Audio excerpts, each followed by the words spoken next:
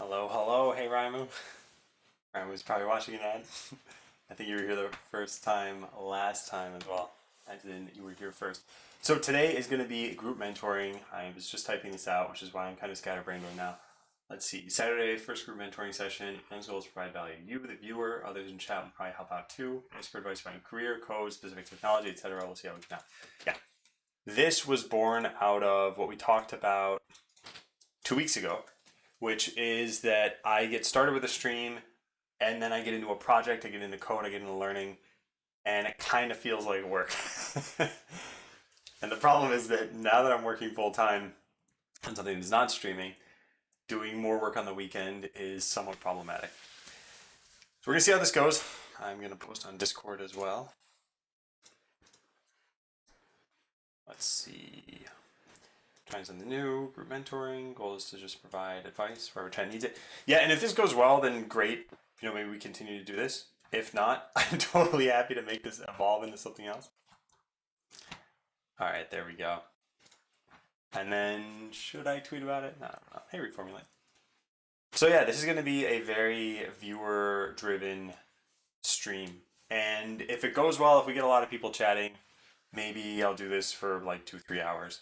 If not, yeah, maybe we can pivot during to something else. I don't really have a backup plan. Part of the it not feeling like work thing was that the more prep I do ahead of time is kind of the more work I'm doing ahead of time. Hey, yo, hey, Maddie, hey, Amber. How's everybody doing? This is not the first stream in 2021, right? Yeah, I think I streamed on the second. But still, Happy New Year. It's new enough. Hey, Glass Cup. So let's look through some of these other ideas that we had talked about last time. Yeah, so career advice, code reviews, pair programming, that's what I decided to steer this toward. The other things that people had suggested was maybe I could do interviews with other people. Hey, Riot. Hey, Corpo. Hey, 3D Extended, Artie. I've been doing well, 3D Extended and Artie. Yeah. Yeah, things have been going okay, I would say. I feel like there is a lot going on, and part of the reason why is I'm ramping up at work. Part of it is just there were still normal responsibilities and things to do. And then also, I think I mentioned this back in 2017, but I had started to write a book, like a fiction comedy, and I picked that up again. So that's been filling up a lot of time too. Hey, Price of Fame.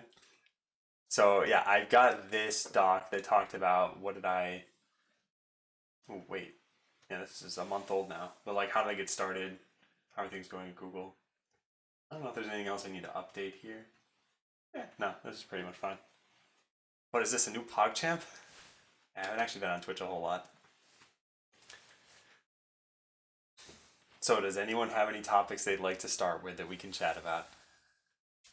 Because I find that a lot of this comes up kind of organically on Discord, and then we discuss it a little bit, but if someone doesn't get traction, then that's it. It just sort of disappears for a bit. Oh, was this yesterday's PogChamp? I thought Crip was yesterday's PogChamp.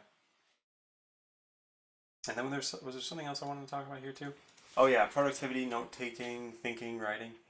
This was about mental mapping. Neil Cromer had wanted to hear about this. Yeah, go live. Hey, Street Meeting. DevSecOps. Is there something specific you want to talk about exactly?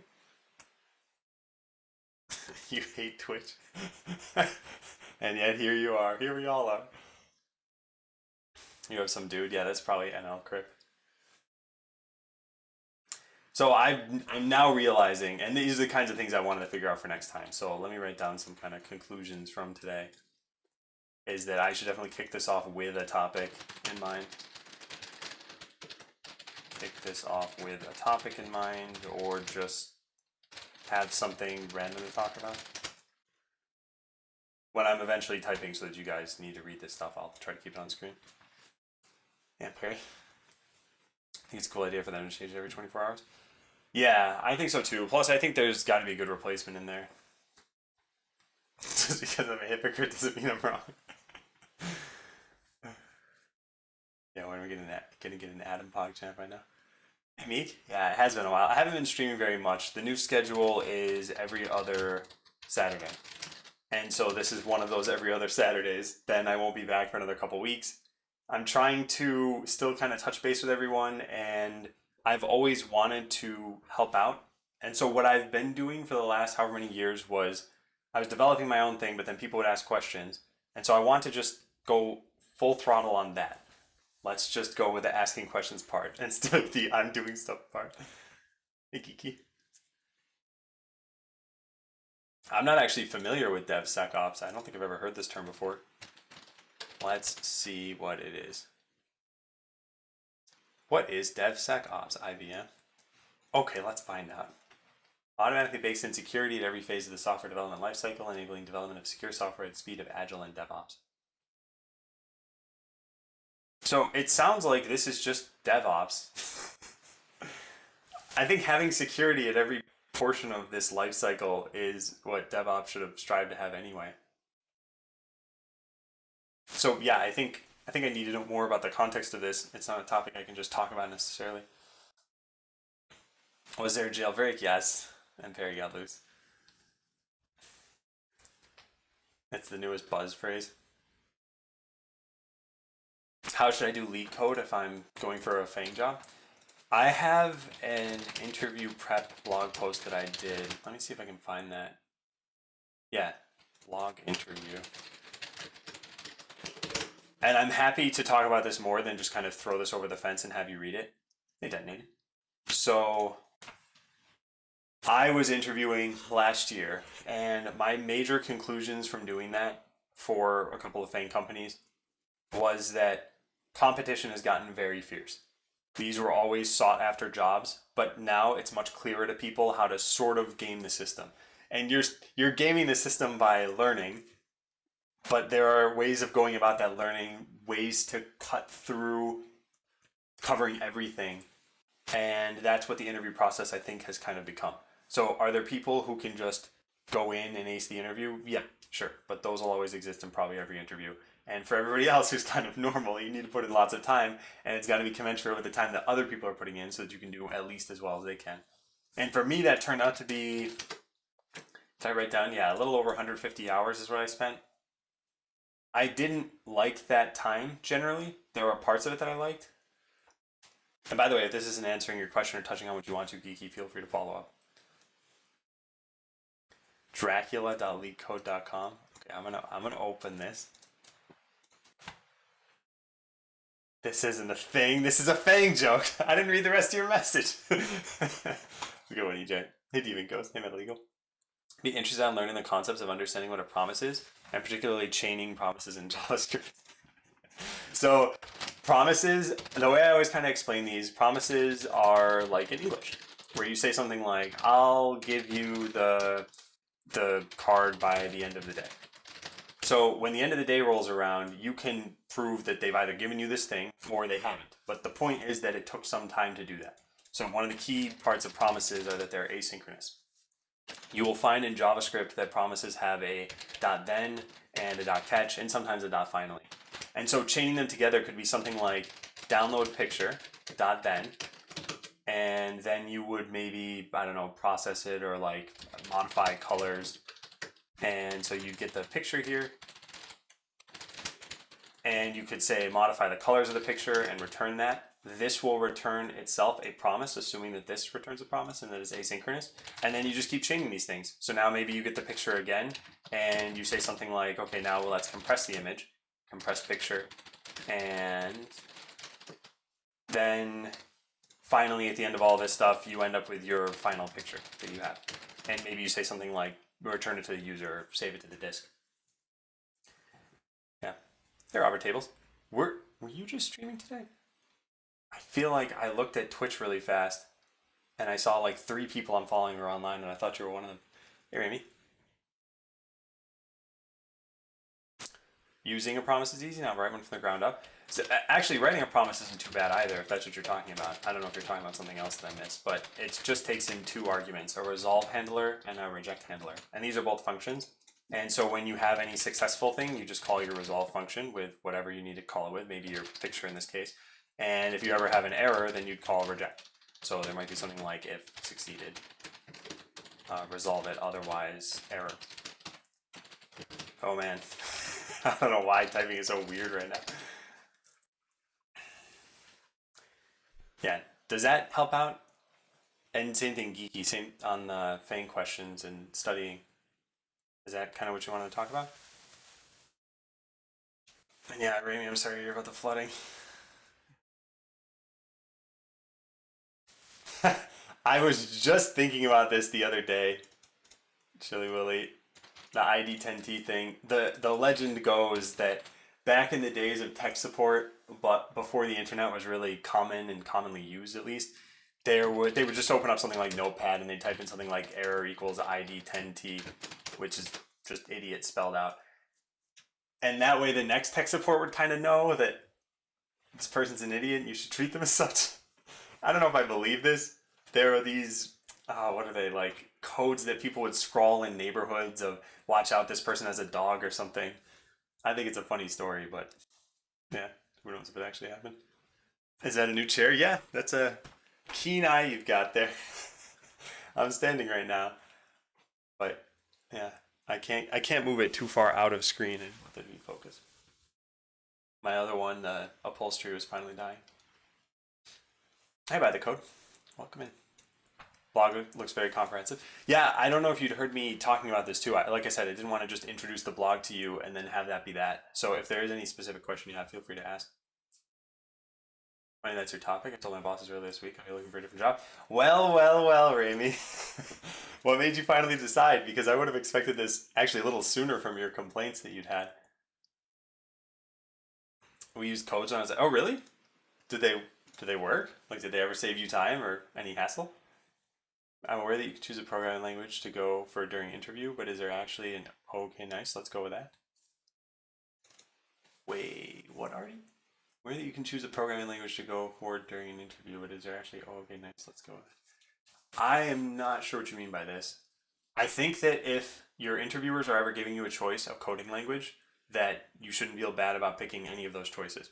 It's if you ever don't know one of those and you're like, well, hey, can I do this in some obscure language, that they might say, that's a little bit of a red flag, but I'm not sure if that's what you're getting at here. Make entries in the customer's notes field. I see. Something like they don't tip well. Might have happened tonight. Yeah. Yeah. Hey, Matt. Botland picture is back on the wall. Yeah, it was actually always on the wall, but now it's not centered because we moved the bed. Is our PogChamp different from yours? I don't know what you guys are seeing. You might have Crip as your face, and I don't know who this is on Twitch. And hey, SpongeBabe, I like the name. Person was a notorious no tipper. Ah, I see. I see. And I'm doing well. Okay, yeah. Yeah, I got it already. Yeah, I think that if you have a choice, you should always pick what you're most comfortable with and not necessarily what the job tries to focus on. Because I think interviews are largely about reducing your anxiety however you can. And part of that is practicing just by doing, let's say, lead code or system design problems. Part of it is doing mock interviews. And part of it is just whatever other little things, like could you have gotten sleep on that day? Could you choose a language that you want? Hey, Liz. Good to see you too. You won't be able to stay? Yeah, unfortunately I can't really move this time slot around because I was thinking there are people who used to watch in the mornings or in the afternoons, and now I'm only targeting the people who used to watch in the morning. So maybe next time, a couple Saturdays from now. Basically, you were already dealing with all the small complaints, but they just became too many to want to deal with. Yeah, yeah. Oh, that's conscientious of you, Rami, to not leave them totally stranded. I think these are generally kind of exciting times when you're trying to find a job. I mean, I know you just got a house too, so there's a lot going on, and your washer's on the fritz. But yeah, I'd like to hear how this process goes. And if you need any advice, feel free to ask. That's a good way to prepare for system design. I have one in a month. I'm kind of nervous. I have some notes that I took that are available. I will link them in the chat. So if you go to the MISC section and then under engineering interview prep, you'll see system design. These are all the resources that I used at the top, and then also all of my notes from those resources. So this was one of the areas I was actually really happy with when it came to studying because I felt like I learned a lot. And so I talk about a bunch of these different resources. At the bottom, for example, I took some notes on this Harvard lecture. I didn't think that was too helpful, for example, but that's also because it was from 2013. I think it might, if it were updated, it might have been a little bit more impactful. But also it depends on what you know going in. Because maybe if you've never used a load balancer before, learning the concepts about it, how to use it, that could be more beneficial than digging into how sharding for a database works. Who knows? But you have a month, so that's a pretty good chunk of time to do this. I think I spent about 20 hours out of the 150-ish on this. And so if you could put in, let's say, even 5 hours in the next month, you'll probably feel like you learned a lot in that time. Have I used Prep? I haven't. That's one of those interviewing sites, right? Yeah, land, top job, mock interviews.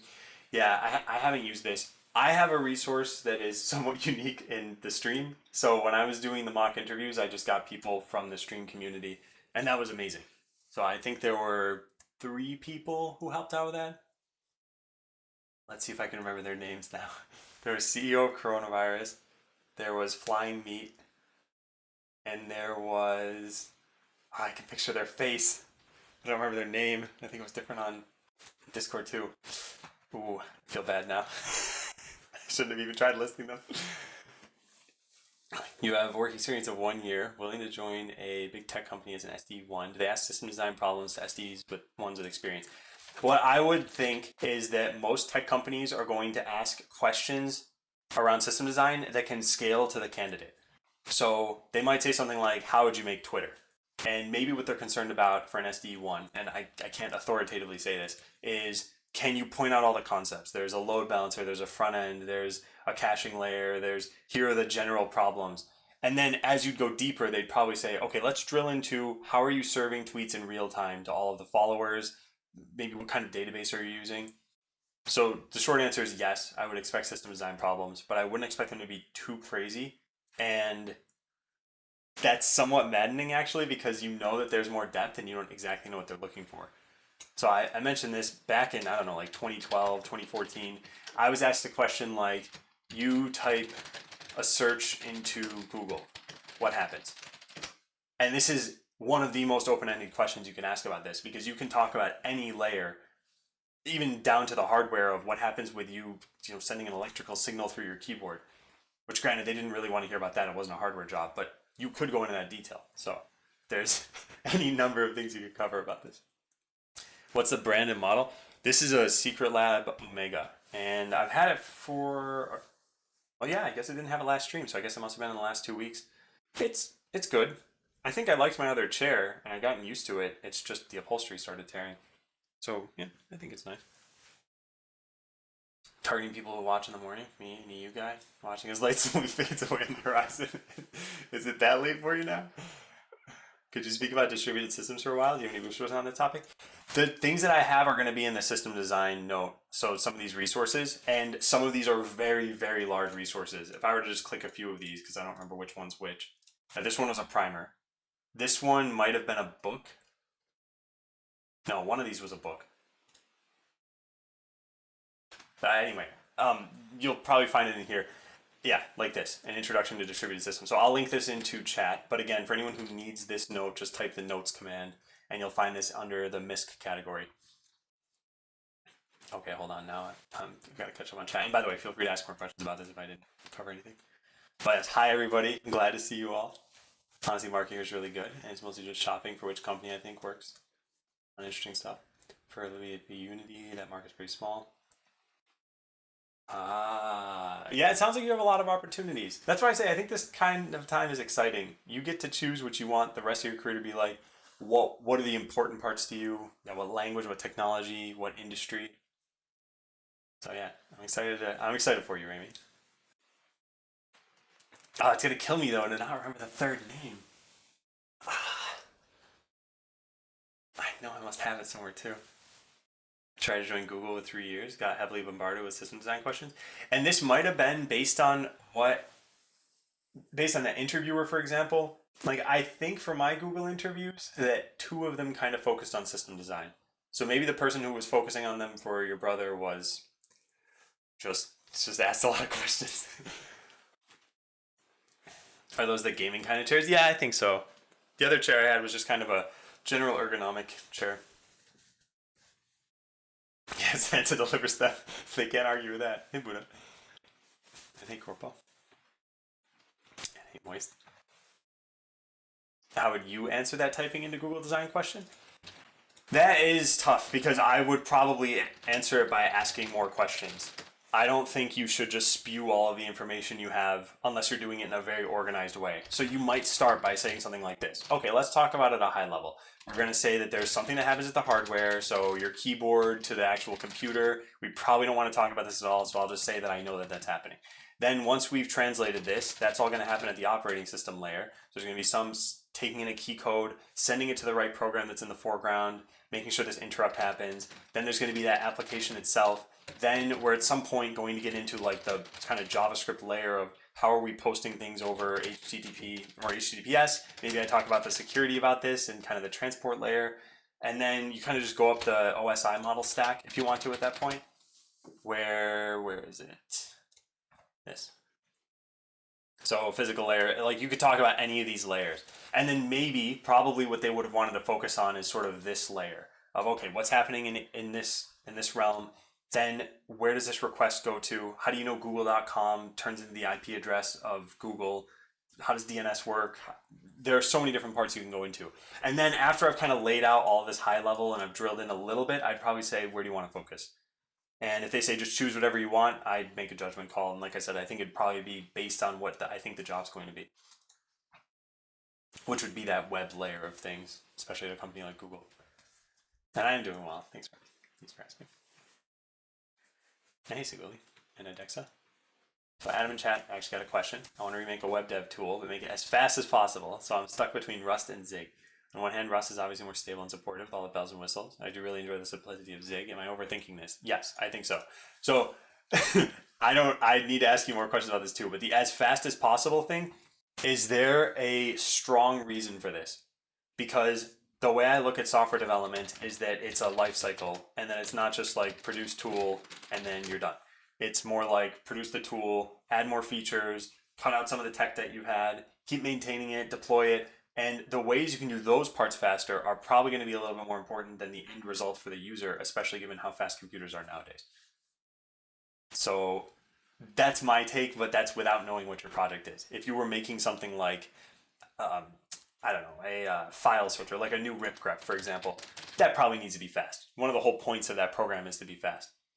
So, but yeah, if you're making some other kind of tool, who knows what, then maybe it's not such a big deal. With that said, I also don't think you can ever really go wrong with language choice. And you might want to learn on top of this some more about maybe the Rust paradigms of doing things. Hey, Dean. What's the name that you were trying to remember? One of the system design mock interviews that I did, I could look at my Discord private messages and find out that way. But yeah, I don't remember. How do you learn Kubernetes? It's so huge, and reading docs doesn't actually leave me in a state where I can play around. I just know some random unrelated stuff instead. Yeah, I think that's tough for me to answer specifically because that's how I learned Kubernetes, and I have not proven that I know Kubernetes since then. So I went through all of the docs. It took an exceedingly long time. I took notes on all of this stuff. I think it was great for learning the concepts. Have I actually set up a Kubernetes cluster since then? Like, not really. I guess I kind of sort of have. But you've got to just break off chunks and then make sure you learn those chunks as you go through. So whatever you can do to cut through this, I think that'll probably help. If there is anything else specific, feel free to ask. I do also have this note. Hang on.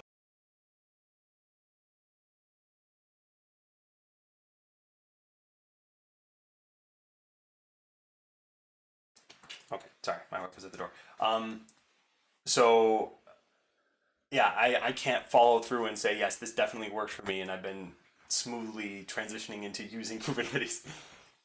With that said, I think that's one of the biggest things I heard from chat when I was learning this is, hey, this is very complex software. I think the reason why is because it's supposed to fit a very specific need, and most people probably don't have that need. And so there are still ways you can benefit from it, but that maybe there's a better way of going about it. Your best tips on note-taking? I have a blog post on note-taking. It's weird. It is this one. Yeah, so I'll type that in. I want to update this with technical note-taking. So some of the most important things that I've learned since I wrote that blog post with technical note-taking, I think it's really good if you're ever going to have a bulleted list that the first thing in that list is bold. And that way you can find very quickly what it is you're trying to scope down to. I also, you'll see my notes are very blue. I pepper them with lots of links so that if I ever miss something about what I was supposed to gain from this topic, that I can just go click a reference link and then go look at what I meant. That really helps for contextualizing knowledge. And then as you go, just realize what works and what doesn't work for you. And some of that takes many years because you might learn something and then not look at the note for 2 years and then realize what you wanted to have there. And now you know when you write the next note. All right, so by the way, this is how the stream is going to go, where I'll probably be delayed on chat for quite some time. Let me see. Must be within the US. Maybe he can just move his house to the US. What thoughts do you have about using a work laptop for personal stuff, like my personal email, studying on the work computer? Is it even allowed? You should definitely learn your company's policies for this. In general, I don't think anyone really cares if you're reading your personal email on your work laptop. But for example, if you're doing a personal project on a work laptop, the company might own that. And you might not care about that. Maybe you're just doing something to learn and you're not planning on productizing it. But in general, that's not a good idea, I think. I think that as much as you can try to keep work to your work computer, do that. But yeah, most companies aren't going to care if you watch YouTube or read your email or something. Bad is spewing info. Honestly, that is a skill in itself. It's kind of mental mapping and organizing your thoughts in such a way that you can communicate them to someone else effectively. And that's why mock interviews are so good. Well, with the caveat that you'd need to get good feedback from people. Never really understand the point of layers 5 and 6. Session and presentation. I don't ever really deal with these layers. I think a lot of what software engineers do sort of by default is like application layer. So yeah, I can't talk too much about that, I think. Let's see. Did I miss what this was about?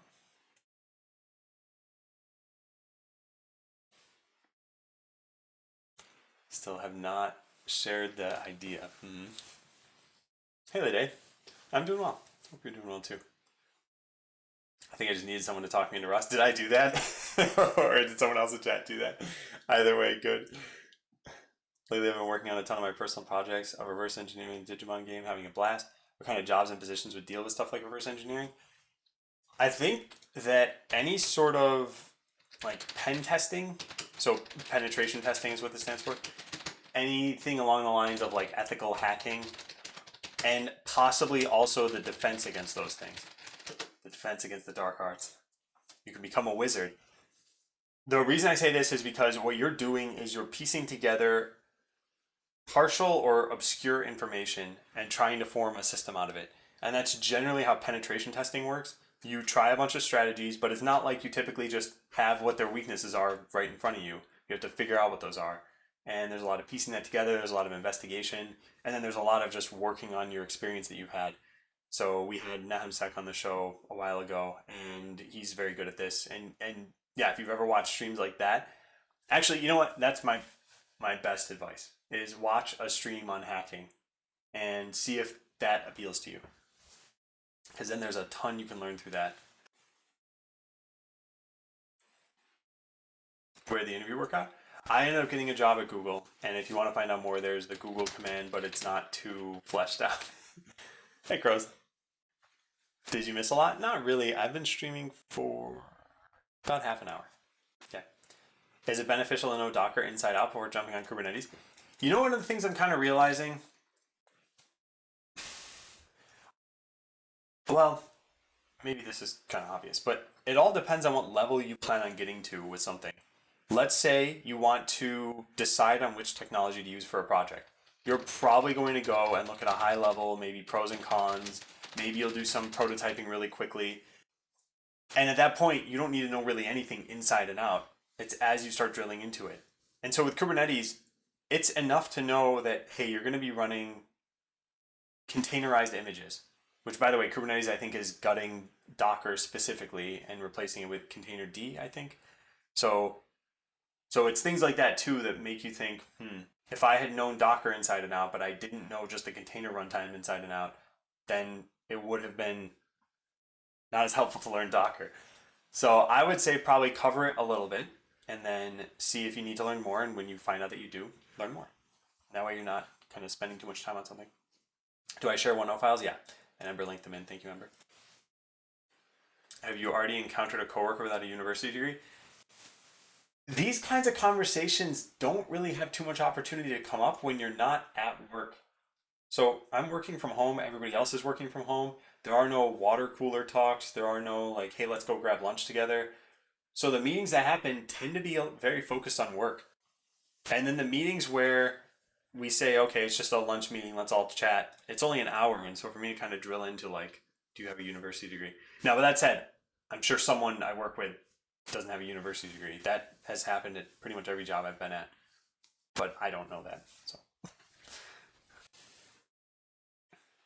how do you search for or find tools you can use in your dev workflow?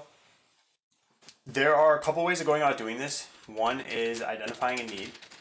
So let's say you just got a new text editor. Let's say you started using Visual Studio Code for the first time. You might just look up like top 10 Visual Studio Code tips. And that's it. That's a great way. You knew that you had this need because you know that you're using this editor. And then another way is, I think, sort of osmosis of figuring out what do other people do. This is actually something Twitch is great for. If you ever watch people develop, you will almost certainly pick something up you didn't know about. And maybe it's a whole realm of things. Like actually right now you just saw me type VSC and it typed out Visual Studio Code. Maybe you're like, oh, I didn't know that was possible. And so now you go look into this and that improves your dev workflow. Which, by the way, this is done via AutoHotkey. It's a function called hot strings. Other than that, I think yeah, you just sort of incidentally stumble on these. Graduated last month. Got your first SWE job today. Congrats. Any tips for understanding large code base? Slightly overwhelming at the moment. I was saying this earlier about Kubernetes. I think that anytime you can break off small chunks of this, that's good. And typically that's like bug fix level work at the beginning or small features. The other thing is maybe debugging through the code and just kind of understanding how it works. The way I kind of look at this though, there's a saying that I really like, which is if you can explain, or wait, no, what is it? You don't understand something until you can explain it to your grandmother. Now, you don't necessarily need to cut it down to that level of explanation. The way I take this is, let's say you wanted to produce a note for another software engineer to understand this. And so I was like, okay, if I pass this Kubernetes note off to someone, they should be able to understand Kubernetes at the end. That's going to make you go double check everything that you do. So I think a combination of all those techniques is really good. And I really like taking notes. So I like the note taking route as well. Something that I've started doing at my job just now is I've started making a wiki for the team. And on that wiki have to be instructions on like, hey, here's how to launch the environment. And if by the end of that they can't launch the environment, then I haven't done a very good job. So in trying to figure it out for other people, I'm figuring it out for myself as well. So I think it's really good. Hey, Chipster. And hey, Leander, thank you. Our version is just TCP IP stack. Yeah. Yeah, like I said, I can't talk about this stuff too much. I think I tend to focus on layers like 4 and 7, and that's about it. Do you know if the project policy also applies to more creative stuff? Like I said, you should definitely learn your company's policies on this, but also your country's policies on this. Some countries, I think, have overriding legislature so that your company can't say, oh yeah, we own this. Even within the US, I think in California, for example, if you have a no compete clause that is just nullified, but probably in other states it's okay. I can't talk too much about that. With that said, I don't think it's a good idea for you to ever run that risk. Like, let's say you worked for, I don't know, 30 hours on some music and you did it on your work computer and now you find out that your company owns it. Now, would they ever really exercise that right for music? No, probably not, unless you're a musician for your job. But why run that risk? And the only reason I could really see is cost if you don't have a personal computer that's good. And yeah, that's fair. And so then that's a different problem that you'd have to solve. But convenience is not a good enough reason for that. Defense against the dark coders. What's your opinion on staying focused at work now that everyone's working from home? I think for me, it's all about environment separation. So how can you be in work mode and how can you be in personal mode? And for me, I have two different computers and I try to only have one on at a time. And so on my work computer, I'm not doing things like watching YouTube or going on Reddit. So, and then other ways that people separate this is the clothes that you wear. If you're wearing pajamas when you're in personal mode, it's very different from wearing work clothes, even though you're not going into an office. Other than that, I'm not sure if there's anything else that's really helped a lot. I think for me, I had I had kind of like training wheels for this. So my working from home started in 2015 on Twitch, and chat was sort of what helped me stay focused. Now, granted, it also helped me stay distracted, so it's hard to say. And I'm not necessarily advocating go stream on Twitch for for your job. But yeah, I think the environment separation. How can you signal to your brain that you're supposed to be working right now? Hey, Pro Sam. And if anyone else has any tips on any of these things, by the way, please share them in chat. Like, this is supposed to be a kind of communal help. That's why I call it group mentoring. How have you been, Sam? Keep scrolling down. Yeah, capture the flag I think is a really good start. I took some notes on when we were learning hacking on stream. And I've got a bunch of resources here. Again, if you just type the notes command, you can get this. I know Rami knows that, but for anyone who doesn't. And I took some notes on this. We did some labs. I think my take from all this is that it's fun. It's very interesting to learn this stuff. And it's almost necessary if you're ever going to be on the opposite side of this. So like I said, that defense side. If you don't know what the attacks are, how are you defending against them? And so those things are great. The thing that it wasn't so great for is I don't think it made for great stream content because I was just doing a lot of these labs that are pretty hard to follow along with. So that sort of soured my opinion on it a little bit for something that is totally not the subject's fault. It's like the subject being streamed. And even then, if I were an expert, it would be very different, but I was not. Yeah, I hadn't heard of Zig until you'd mentioned it about Siegel programming language, yeah. And then I looked into it briefly, and it looked like one of those small embeddable languages. And I guess it was sort of like Lua in that sense to me, but a little bit more programmery than Lua tries to be, because I feel like Lua is more scripty. And thanks, Jibster. My wife gave me this haircut. And thanks, Dexa. Yeah. Yeah, PogChamp is changing every day now. Hey, Carla. Have a uni project that's done in a group, and as I'm your typical asocial self-centered programmer, what are your tips for managing a team and having a smooth workflow? Oh boy, this is a large topic. I think that something that you need to realize is that small projects can be done by a person. Like one person can do them, but big projects are almost never one person. Think about all the software you use on a daily basis, like Twitch. You're on Twitch right now, so that's a good example. And if you're watching this on YouTube later, that's also a good example. No one person could make the site with as many features as they have in one lifetime. Like when you get 2 software developers on a project or 4 software developers, you don't go at 2x or 4x the speed, but it's definitely faster. And so having whatever it is on Twitch, let's say 1,000 developers, it doesn't mean that they're working it and then they work for a year, that they've worked for 1,000 years, but it's still now more than you could have done in a lifetime. And so anything you get through university is still going to be on the small project end of the spectrum. Even if it's like a semester long project, you could still work that out as one person. And so that tension is going to be there for you to want to do that, thinking, I could just do this myself. Like I have the skills and I've got the time and I don't want to work with other people. That's bad for a bunch of reasons. University is specifically for you to be learning about things, and learning how to work in groups is part of how that should fit into the learning about things. So learning how to work in groups, I think, is about communication, delegation, scoping, and kind of just some management of like following through on all these other things. So first you got to talk about how do we solve this problem. Then you've got to solve the problem a little bit together. Then you've got to now delegate those chunks of work. You need to make sure that those chunks of work are sort of load balanced amongst the people, and maybe you're accounting for their individual needs. Like, hey, I've got this next week is really busy, so now you give them less work for that week. And then you go deliver, you combine it, you test it. So I think that if I were to sum all of that up, it's realizing that while you could do this on your own and you can do what's comfortable, you should step out of your comfort zone a little bit and try to learn how to work with groups, because for the rest of your career, you're probably going to be working with other developers, and chances are you get a group project at some point, and at that point it's not going to be like, well, I'll just do it for them, because you're probably not going to get compensated for doing it for them, so you don't want to take on more work than you have to do. Hey Miku, undergraduate computer science student here. How should I start a career as a data analyst or AI engineer? I know basic algorithms, know how to write them in Python, know the math behind them. There's almost no offers for internship or junior, so I feel like I have to do some project and storm companies with CVs. So I can't speak specifically about data analysts and AI engineers, but what I usually suggest for someone who's in this position is to look for jobs that are as close to what you want. And so you mentioned there are no internships or junior positions. So I assume that means that there's something slightly above junior. And then what I do is try to identify the gap. So like, where are you and where is that job posting? Maybe they, and just to give you an example here, you said you know how to write some Python. So let's say there's like 1 year of Python, and let's say they were asking for 5 years of Python.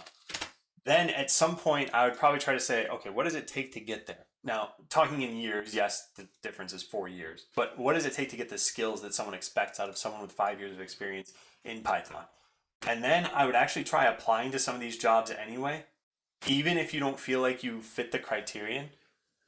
And it's so that you can start a conversation with them about how do I get to that point? Or could you potentially open up a position? Now, I'm not proposing that you'll have tons of success with this necessarily. I'm proposing this because it'll make your decisions clearer of what should I pursue and what should I do in the meantime if I can't necessarily get one of those opportunities now. And this is sort of what I did. I was trying to get into the game industry back in about 2014, and I sent out some resumes and I got some responses. I did some interviews. Well, the company I ended up working at, I started that dialogue with them of what exactly do you want me to learn? And so they said, okay, well, we work on Mac OS, and I had never really used a Mac before. And so like I went and actually, no, I don't think I got a Mac for that. I think I did everything else besides get a Mac. I think they also said they used Linux, and I was like, okay, let me try doing development on Linux because I'd only used it before. I hadn't really tried doing development. So anyway, pursue what you find are those gaps. And maybe you find at the end of this that, well, I've just got to get a different position for now and eventually make that jump or work on my portfolio, etc. I don't know what conclusions you'll have exactly. Hey, Chris. And hey, here you go. Google all you were expecting and more. Yeah, I've said this before. It's a little early. As of 10 days from now, so on the 26th, it will have been 3 months. 3 months at a big company is almost like 2 weeks at a medium-sized company sometimes, I feel. There's a lot to learn, there's a lot to do, and I'm not at the same level that everybody else is at yet. So I feel like it's like learning a new language, and I'm speaking at a fifth grader level, even though back in my native language, I might have felt fluent. So I know that's the expectation right now, and it's sometimes hard to navigate that. But yeah, it's going well. Generally going well. Almost never talk about that stuff at your workplace. Yeah, unfortunately, I'm 12 minutes behind on chat right now. So yeah, for those wondering how this is all going, currently 9:42 for me. Currently reading stuff from 9:30. I want to make sure I'm covering everything in chat, and so you'll think that there's a stream delay or something. I don't know if anyone's commented on that yet, but yeah. So now, unfortunately, I don't remember what this is about. Don't have a degree. Pretty high up in a publicly traded company. Not uncommon. Yeah. Oh yeah, this must have been the university degree stuff. Have a look at their LinkedIn. Oh yeah, that's true. I could probably do that. I don't tend to use LinkedIn too much. Do these notes get released after the stream? If you're talking about these notes that I'm writing into Visual Studio Code, no, I don't tend to think these are too helpful. If there's ever something like the person who asked about promises, if you ever want me to paste that over to you, I'm happy to do that. But in general, I'm going to just close this buffer at some point and it'll just be gone for good. Yeah, unfortunately, I don't know what analogy this was. Do I play chess? No, I don't. I love your note-taking approach. I want to improve mine. I normally watch a video, let's say programming video, but to make notes for it, I have to pause many times to write my notes. Any advice on that? Without even reading the rest of your question is, yes, pause and write the notes. You have to do what you have to do, and I don't think you should necessarily aim on improving your note-taking technique with respect to speed before just getting the knowledge you need out of something. I think the speed doesn't even necessarily improve too much with time. I think what improves is not having to redo a bunch of your notes because you write them better the first time. But as far as the act of writing notes, where you're something like, okay, high-level design, and then you say something like, all right, well, there's a database here, and there's a whatever load balancer here. Like, this part is not really going to get too much faster. But realizing that you shouldn't drill into another million points on load balancer, yeah, that's going to get way faster.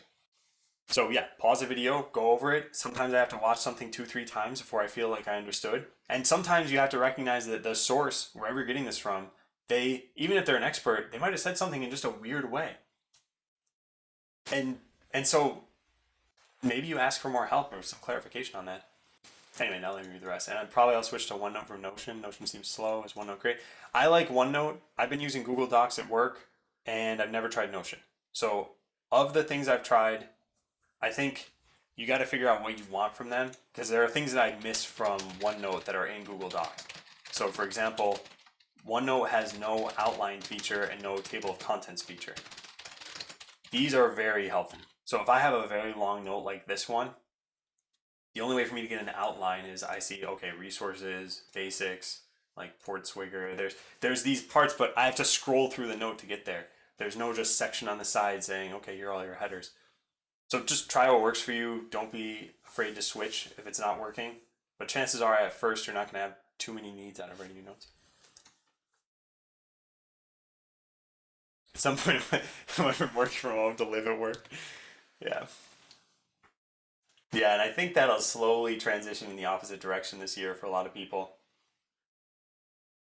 I think there are certain conversations. Let me say this. I think this is the first time I've onboarded while remote. So onboarding while remote is just hard mode. You don't have the same social cues that you would have had, so you can't totally understand, okay, what's my coworker's sense of humor, or yeah, what do they like to do on the weekend? There aren't as many times to talk about that. These conversations that happen over lunch, or that could happen over lunch, or by just rolling your chair around and tapping someone on the shoulder, those don't really happen as much anymore. And when you start chatting with someone, you think, am I bugging them? Like, what if they don't get back immediately? So yeah, I think it's going to be a very interesting next year or so as people start to shift back. Yeah, oh yeah. This is what I do, Kojan, and I love this. I think I take it a little bit overboard sometimes, but I'm still trying to learn the best techniques since I haven't been in a corporation for about 5 years.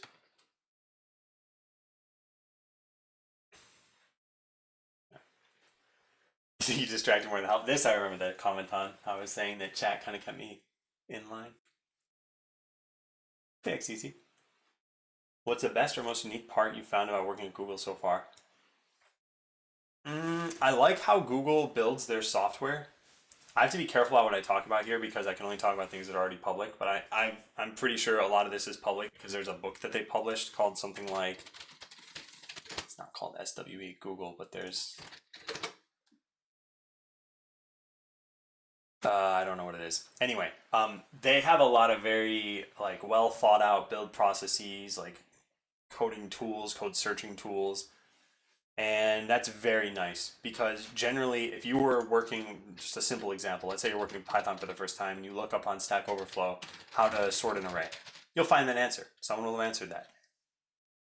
Being able to do that at your work, and just like start with a problem and say, I don't know how to do this, and type in a query and find the answer is amazing. And that's generally how it works. Google has their own, internal forums and emails and their own like sort of Stack Overflow thing. And so if you can't find it, then you at least have the means for finding it. I think that's pretty nice. I can't necessarily say it's unique or maybe even the best. This is just sort of what came to my mind first. I've been doing really well, Sam. Yeah, I was saying that I've been getting back into writing. I really wanted to keep up some sort of mentoring. So if you guys like what's going on in this session so far, I think I'd be happy to do this every couple weeks, which is my stream schedule. So basically every stream. And granted, maybe that'll make the queries die out because I'll have answered a lot of these. But I like helping people and I like being able to provide some value. So yeah. And any feedback, by the way, is welcome. Let me write down this asks for stream feedback. That way I don't forget when I'm like, wait, where are these messages coming from? Twitch sure feels like it's written by one person. Oh, if staff is here, I'm sorry, staff. Yeah, I think this is another thing I learned is with any of these big companies, these sort of large machines of code or of product, it's easy to get stuck in a perspective that is not the same perspective as everyone else in that machine. So for example, let's say Google. Google has a CEO, of course, and then they have however many thousands of employees. Let's just say like 100K, I don't know. As any of those, one out of 100,000 employees, you might think, why are we doing this with our product direction? Why is this happening? And as a CEO, you're going to have a very different view as well. And it's probably going to be something along the lines of like, we have a lot of moving parts and we're in a lot of countries. And so I don't necessarily scope myself to the level of detail of what is happening in Chrome. It's more about what is our overall strategy. And so yeah, I kind of liken that to this where in with Twitch, something breaks. My last stream actually ended partially because chat just died. I could not see anything. You guys apparently couldn't see anything. I went to someone else's stream and couldn't type. And I think, well, this is the most pressing issue for me. Twitch is probably like, well, we're making millions of dollars a day. We need to keep that up. Yeah, trying to get around ad block. Some other methods: leave small tasks that can be easily completed for the start of the next day. Yeah, one of the strategies I try to use is this thing, YLO. It is a very powerful, very easy strategy, which is at the end of your day, just write where I left off, like debugging X, or I sent an email and am waiting for a response. It's so simple to do, and the next day when you come back, not needing to spend as much time context switching can sometimes save like 5-10 minutes, and at the very least anchor you to what the next day is all about. And so this is another good way of doing that: leaving small tasks, not ending on a big problem. It just helps your motivation when you come in and you know you got something smooth or something fun to work on. Yeah, rigid start time and everything. Yep. All things to get you into work mode, I feel. Hey, Dewey. And that's good of you to ask, beautiful. Some weird compression artifacts with the gating. Nothing major, just letting you know. I wonder, I do have RTX voice on. I wonder if I should turn this down a little bit. It's not up too much. But yeah, even my microphone volume hopefully shouldn't be too bad. I'll have to listen to that. I'll write a note for myself. Listen to mic volume. Okay. Dropped out because I couldn't get into Java. How can I learn Go and earn average credentials? I think the first thing you need to answer, because if you just asked this second question, how can I get into Go? Well, you only asked one question. If you just asked this and not had the first part, how can I learn Go? I would have a different answer from what I'm about to say. What you should start with is find out why you couldn't get into Java. What was it about Java? Because you're probably not going to find something too different with Go. They're both different programming languages, but they're similar enough where if you didn't like Java for reason X, that reason might still be there for Go. Now, let's say you had dropped this part out of the question and you just said, how do I learn Go? That I would say go seek out some tutorials, maybe find a YouTube series, find a book, find a teacher. There's any number of ways you can go about it. But yeah, for you, I would say find out why Java wasn't a good fit. Now you're deciding if you fit into a role as HR person, get your experience, learn stuff, make awesome projects. Yeah, I think this is good too. I think some people worry about like, will I be good enough for the interview? Will I be good enough for the job? And it is kind of partially on you to make that decision, because let's say you got hired at a position you just couldn't do. You were 6-7 years away from doing it. You would feel overwhelmed even if you eventually got to the point where you're doing it. If you're okay with being overwhelmed for, let's say, 6-12 months, then totally fine. But let's say you're not okay with that. Let's say you're balancing things very carefully right now. That's probably not a job you should take then. So that's why I say I think it's a little bit on the candidate still to decide these things. But in general, yes, HR has to make a decision. If they make a decision, then there you are, and now try to do a good job. I only speak alt codes. Hey, numbers guy. Hey, Zachariah. And hey, Daddy. How do you handle imposter syndrome if you experience it? I think probably most software developers have experienced imposter syndrome. And so I've seen surveys every once in a while, either company specific or kind of industry wide. I think it's very rampant. So how do you deal with it? I think there are a bunch of different ways. So there's self-affirmation. You need to recognize your own successes, even if they're small. And here's a good technique for doing this. Look back X weeks or months or years and say, could I have done this then? So for example, you prop up a system that, I don't know, downloads pictures and compresses them and puts them in a zip file. And now you look back 2 years ago and you're like, could I have done this then? And you think, I didn't even know how to program then. That's a success. Recognize that. And you get enough of these successes under your belt, and then you realize that, wait, like I am doing some of this work and I'm doing good things. And I think that's probably one of the biggest tools against this. I think the other thing is to, as much as possible, stop trying to compare yourself against people you realize are more senior than you, who've been there longer, who are ahead of you in some way. Instead, this kind of sounds bad, but if you compare yourself to people who are a little worse off at the same company, let's say, so people who are struggling even more than you and think, well, I'm not struggling as much as they are, maybe I am handling this better than I think. I think it's all just flipping a negative as much as possible into a positive. So finding those techniques for doing that. And this for me has been really good of like, when have I had a success? And if you haven't had one yet, let's say you've only been there for a week or whatever we're talking about here, then seek out how you can get those small successes. So maybe you haven't fixed a bug before for this thing. Go fix a small bug. And then just keep breaking off bigger and bigger pieces of scope after that. Hey, Aurelio. Advertising how to get comfortable to understand. Oh, I see. Yep. Thank you, Sam. And hey, Joe. Hey, Andrevan. I learned a lot from you with respect to note-taking, and we happen to use OneNote in my job, but what I really dislike is that the search function feels bad to me, and I barely ever find what I want, even if I put it in quotes. Yeah, there's some weird stuff with OneNote search. So something that is especially strange, let's say I just made a new note right now, and I typed out something like, hello there, and then I type out something like, hello there. So if I search for the word there, it will never find the one that's preceded by an underscore because it treats this as some like indivisible word, which is incredibly bizarre. So what I've done, this is the one technique I have for this, is let's say I go into my hacking note, I will just hit Control A, which highlights everything. You do need to press it twice, and then copy paste it into a program that does let me do that. And now I search for something like arbitrary, and I find out there it is, you know? So yeah, unfortunately, sometimes you have to use another program's search to make up for what OneNote is doing. It's a little weird.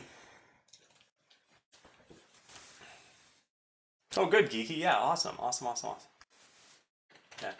When had I... That was 948 asked. Okay, so that's not actually yet. What are your thoughts on the tech YouTubers trying to sell their courses? I feel like these people want to keep people trapped in tutorials. This is kind of interesting. I've probably said this on stream before, but I always think of dating sites.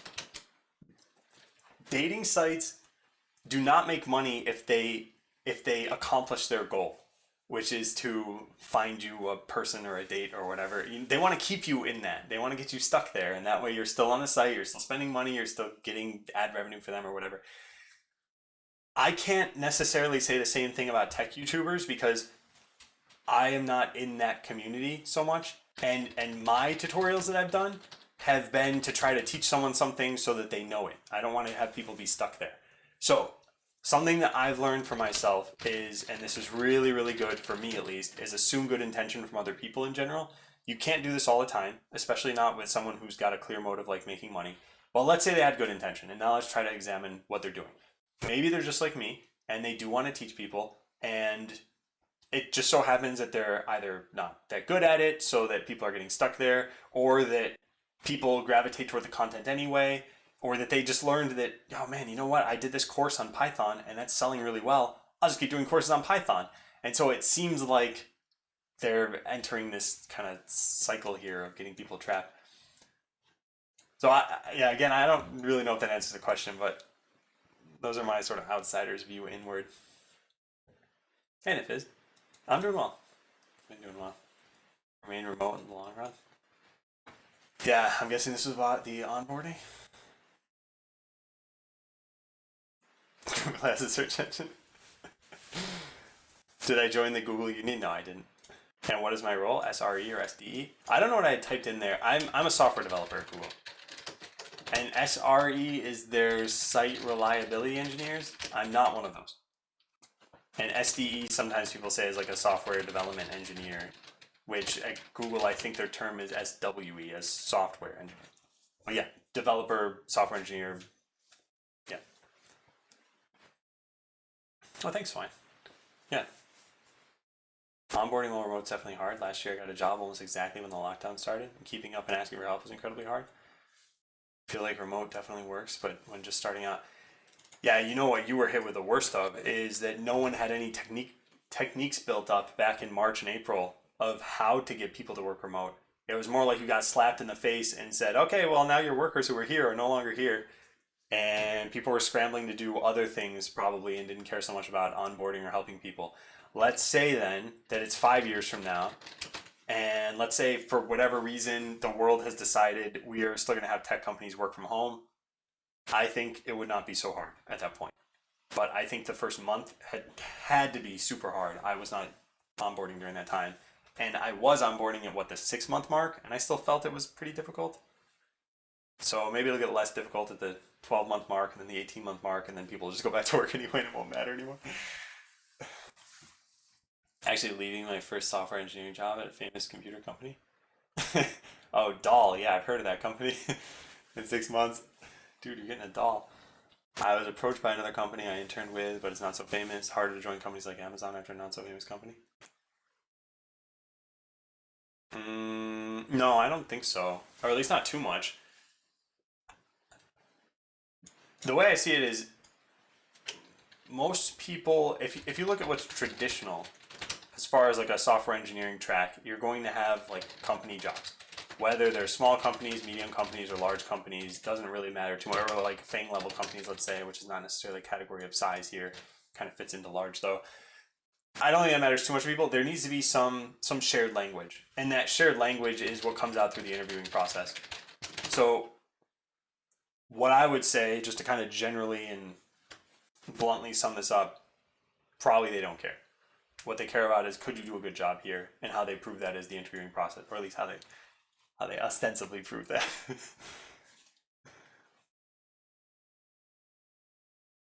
Chat just dying didn't just happen once this month. It's been terrible. Yeah, and I've heard various complaints from streamers about lots of things in the last year with people staying at home. Even I was complaining about how my internet's just dying. That wasn't Twitch's fault. That was everyone being at home, and then the ISP just couldn't handle things or whatever. But yeah, chat dying. It's like all these things just stack up, and I don't want to get onto a soapbox here. As a streamer, you got to be very careful about how your mood is progressing through a stream. It's kind of easy for things to just go haywire, and then for you to get demotivated. And when chat dies, that's a very demotivating event. Twitch mad at you because you're not working for them. I'm actually costing Twitch probably more money than I'm making for them because I turned off my subscribers. Which actually is kind of nice for streams like this because as much as I definitely appreciated the support, I really want to thank subscribers when they subscribe, and there's no interruptions now. None of that dang money coming my way. It's still popping? Okay, let me just turn this down a tiny bit then. Okay, there. It might not even be noticeable how much I turned it down, but yeah, we'll see. I'll turn this a little bit too. You like Go? You've been trying it? Yeah, it seems pretty nice to me. I think what I'm realizing is that a rising tide carries all ships, and so almost all of the modern programming languages have features that make a little more sense than when they were first introduced. So, for example, a lot of people in programming, you know about switch case, and you know how you can have a bunch of different cases. Well, the sort of default a while ago was that you'd have this fall through logic. So if you wrote case A, case B, case C, A would actually hit B and C. And now the modern programming languages I've seen have said nobody wants that by default. What we want by default is to run the one case, and you can specify it to have a fall through. So for Swift, for example, I think it's literally like fall through. For other, I think Go has a way of doing this too.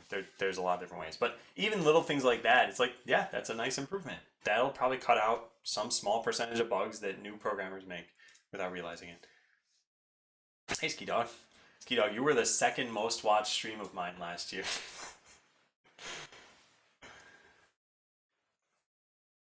Hey, Mamba Dev. Probably like 30% into Code Academy, got farther in Java. But that doesn't really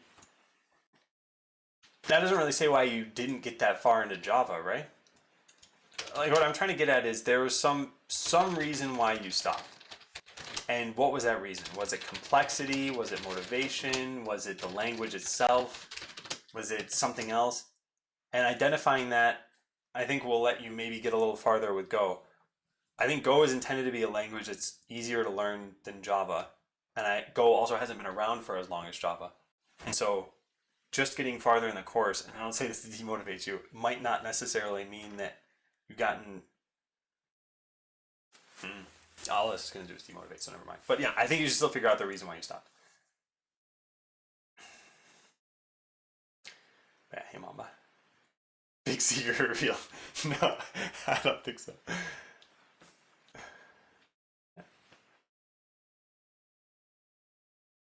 What is the Google Union? You should just look that up. Yeah, I don't think it's worthwhile for me to talk about here. Is code 500 the one I should use if the database is failing, not the web server? Yeah, generally what I would do. So I mean, I would look into this so much that I just have the status code right on my bookmark bar. But if you don't want to tell the user anything identifying about your error, you would use an internal server error. And the database failing sounds like an internal server error to me. The reason why you always got to think about, like, imagine someone's trying to piece any information together about your system that they probably shouldn't be able to have. If you were to say something like database failed because all the nodes are offline, maybe they're like, oh, I could take advantage of this. And so just returning a 500 is pretty generic. It's like, hey, something failed. We don't know what. It's only for people who can't learn. They move on. Yeah, I wonder, we could kind of approach this from the opposite direction and say, how would you get someone stuck in just getting tutorial after tutorial after tutorial? I guess you'd probably try to make them feel like they're learning without actually teaching them anything. Or you dilute your content so much that they had to just keep watching and buying. And either way, yeah, I think this, you kind of have to be a little bit of a savvy consumer if you're buying something and realize, like, well, did I actually benefit from this? Not so much about not being to learn, more about not knowing how to apply what you know. Yeah, yeah, although I guess it's sort of a definition question. How do you, what is learning something? Is it being able to recite it later? Because that's more memory. Is it being able to apply it? Like, maybe. So it all depends on how you define these terms. Hey, Goose. I feel the onboarding problems and experiences during lockdown have varied a lot depending on company size, etc. Yeah, yeah, and I can only speak about the one company I've joined now because when lockdown started for me, that's when I started Adam Learns. The I'm not doing this to advertise. I'm just doing this to contextualize. That's when I started this, and I could put a ton of time into this. And so for me, that was really, really good. But of course, that was a company of size one. So very, very different experience from probably other people had. I noticed that some people need an extra push before they're confident in experimenting instead of doing exactly what the teacher tells them to. Yeah, I think there are so many skills that go into being a good teacher. If you're doing anything on YouTube, though, you can't apply half of those skills because so many of them are based on your students. And if you don't know who your students are, and you can't really on YouTube because you make a video before they even see it, then yeah, how do you give them that boost that they need? And that's where I guess having some kind of office hours or very actively responding to comments or something would help. Yeah. Granted, I'm only applying this to a digital medium. If you're in person or you're mentoring someone, you should totally give people that push. Interview process is a generic and scalable filter to avoid bad people, not necessarily touch real world software engineering. Yeah, and it varies from company to company. The FANG level interviews are all pretty similar to one another. But then if you go to other companies, you might get an interview that seems actually like pretty fun. I would not say the FANG interviews are fun, but the kind of fun interviews would be something like, hey, tell me about a project you did. Like, what are you passionate about? What value do you think you can bring to the company? I think those sorts of questions are still valuable. And it's just, a lot of companies are kind of piggybacking off of what the big ones have done. Do you think developers in big companies like Google look down on people who didn't go to... No, I don't. I don't think this. I don't think this about any of the big companies I've seen so far.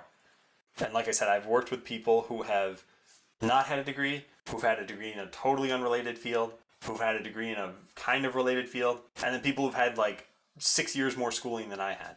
So I've seen kind of everyone on the spectrum there, and none of it really matters with respect to can you do the software engineering job. There are probably jobs where it matters. I can't really speak to those. And then there are jobs where, I don't know, you probably can't even do without certifications. Like, yeah, I guess an easy example is law. I think to be a lawyer at some of these companies, you probably need a certain amount of schooling or certification. Ski Dog was also your second most watched stream. Ski Dog, number 2. You're number 1 in our hearts, but not in our stats. Go is awesome. I like Go so far. I haven't done a whole lot with it yet, though. Now, what's my words per minute? I don't know for sure. I know what it is on a piano. But I've purposely kind of never shared it on stream. Yeah, hey Smurf. What's your opinion on prenups? I don't think that's the kind of group mentoring thing that we're talking about here. But I've also never actually really thought too much about this. I think it probably feels like it's a lack of trust. And I think they're probably for more specific cases of people trying to protect things. And then I've also heard that they could be kind of flimsy legally, depending on how they're written. So I don't know. But yeah, not exactly the thing I'd be an expert on. How to escape being overwhelmed by starting a new project. I love this quote, which is if the problem seems too big, then the first step isn't small enough. This is the answer to your question. If you're starting a new project and you feel like there's too much, then break it down into what's a little bit something smaller I can do. So let's say you're like, you know what, I want to learn C#, and so you come up with a project and you say, I want to make a Twitter clone. Twitter is huge. You are not going to make a Twitter clone that does all of what Twitter does at the scale that Twitter does. And so you've got to scale this down to something smaller. And so maybe you think, okay, what's really step one here? And you might say it's like, let's just design a couple of features. And so, and let's say even that seems too big. So you might say like step 1.1 is like design one feature. And you can keep drilling this down until you get to like step this, which is like open a text editor so that you can type words into it. And if you break things down to this level, you're going to find that it's not really manageable. But still, my point is that it's definitely easy. Anyone can do this step. Whereas when you pop up the stack a few levels, you might be like, wait, what, make Twitter? I don't know how to do that. And so maybe one of your steps here, okay, sir, you designed one feature. You designed one feature, and now you're like, okay, how do I code it? And maybe now you're at the point where you're like, okay, I need to learn C#. Okay, well, how do you do that? Maybe we follow a tutorial. Okay, how do you do that? Well, you need to find a tutorial. Okay, how do you do that? You like ask it. And so just keep splitting this down until you're, hang on one second.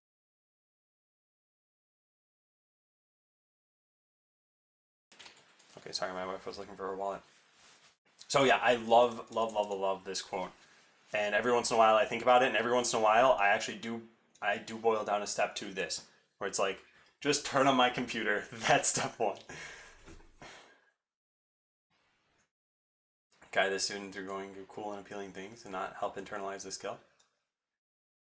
Yeah, although I wonder if that's a problem of the student taking on a tutorial that they can't necessarily do yet. Like imagine if I said, hey, here's a Unity tutorial, and I guided someone through making The Legend of Zelda Breath of the Wild 2.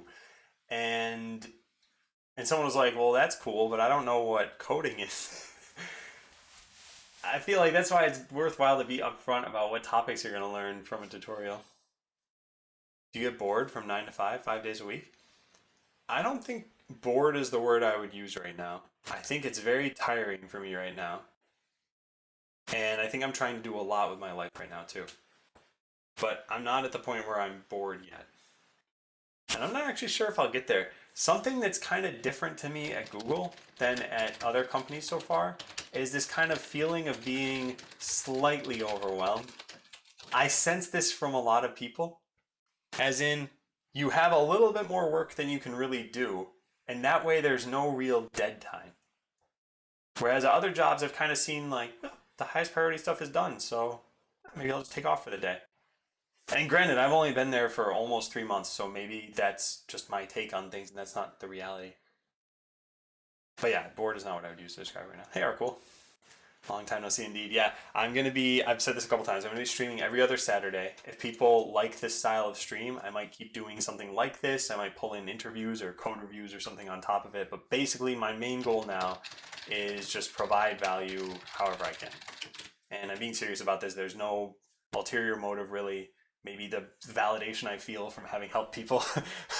It's not like I'm trying to ramp up for a product or anything else. It's not what I'm planning. Any good examples of projects I should put on my resume? By the way, how far behind am I on track? 6 minutes. Okay. Like what level or complexity they should be at for an SD1, as I have many web dev projects, so picking a few are hard for me. Should I do more personal projects while I'm working, or am I good with the projects I did in college? I think that for an SDE1, what I would want to see is, first of all, really any project I think would be fine, whether it was something you did in college, whether it was something you did personally. I don't think that necessarily matters. I want to hear, like, what did you do on it? So if it was a college project, it might have been a group project, then it's hard to know, well, what exactly did the candidate do here? So what did you do on it? Can I see the code at all? Can I see the project at all? These are the ways that I think would tell people the most about what you've done. And so my own little portfolio site that I'd put together, I tried to put as many links as possible when I had made this. So Botland was online back then, so you could just click this and see, okay, yeah, it's a playable game. I could check out a video if I want to. There were these other, that happens from time to time. There were these other things that you could just go and you could play the game to, you could see the code to or something. I think that makes it pretty easy to tell what is this candidate actually doing. So yeah, I would not worry about what was the project in, what code was it in, how far did I get. I probably wouldn't put something you worked for one day on. But yeah, even if you worked on something for a week, that's probably worthwhile. Oh, cool, Goose. Yeah, I hope it helps. And if you're not using Windows, do let me know. I could probably make some more specific suggestions for Mac now. Was it tough to transition from a job where you chatted with people basically the entire time on Twitch to one that's close to zero due to home office? Yes, it is. My default mode for 5 years was stream, stream, stream, stream, stream. And now it is just be kind of isolated. There are no real people there. I think this will get alleviated a little bit once I'm in the office. But for now, I just keep thinking, oh man, we should all stream to each other, shouldn't we? I miss that greatly. I think that's another reason why I still want to do these things on Saturday. We're all different. Our needs and learning are all different. Either you know by yourself or you pick to learn, or your instructor knows. Yeah, and I think if you have a personal instructor, or not even necessarily personal, let's say you're at college, they might know you well enough to be able to say something like, okay, here's where I've seen that you're struggling. And that's another aspect of being a good teacher, is identifying exactly what a student might need. But if you don't have that, then that responsibility falls on you if you don't have a teacher to tell you that stuff. And or finding a resource that can help you with that. That's why I think probably everybody should seek out a mentor. If someone's at your job who you're like, man, I can learn a lot from them, feel free to reach out to them and just say, hey, would you be willing to meet me once a month and just talk about my career, the gaps I have in my knowledge, anything else I can do? Hey, Mike, is your dude intended to be? Is your dude? That's great. Dyslexic of me. Is your position intended to be 100% work from home post COVID? No, it's not. I think Google as a whole is trying to get people back to the office, and so they're going to try some different things out. And I think some of this has been made public, so I don't think I'm revealing this news to the world. Let me check really bad.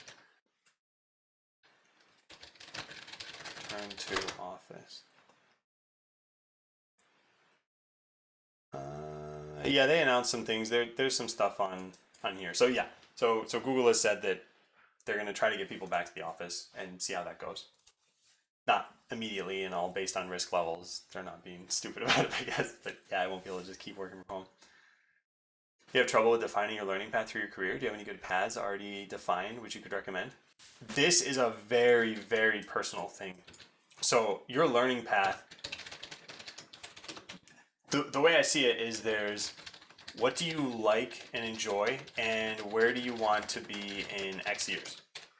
So for me, I'll give you an example, and maybe this is what you're talking about, maybe not.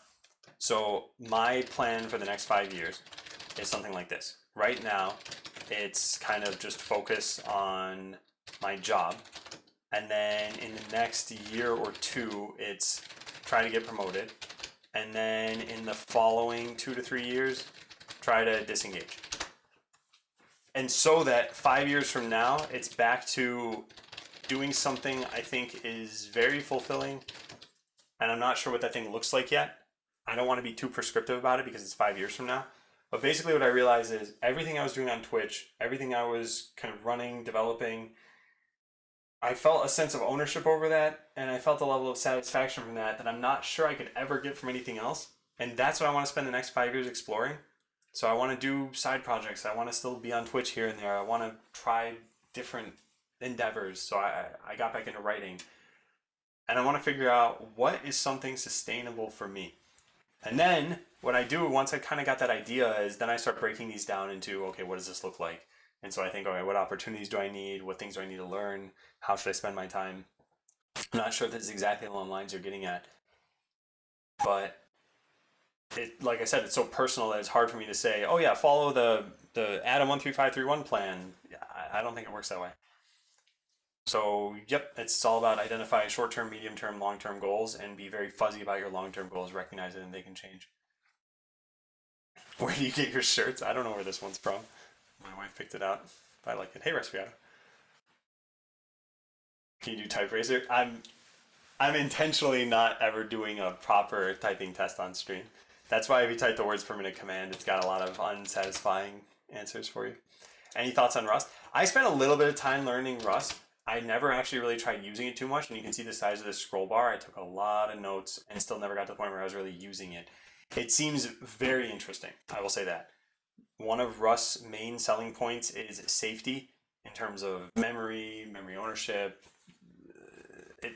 There are a lot of ways you can shoot yourself in the foot with a language like C, C++ that you can't do in Rust. And from that point of view, it sounds really cool. I don't know it well enough to be able to comment on my experience with it, though. How would you convince someone else that their problem seems too big and they should pick something smaller to begin with? The $1,000,000 question. How do you make a horse drink after you've led it to water? So step 1 is lead the horse to water. And step 2 is make the water very appealing.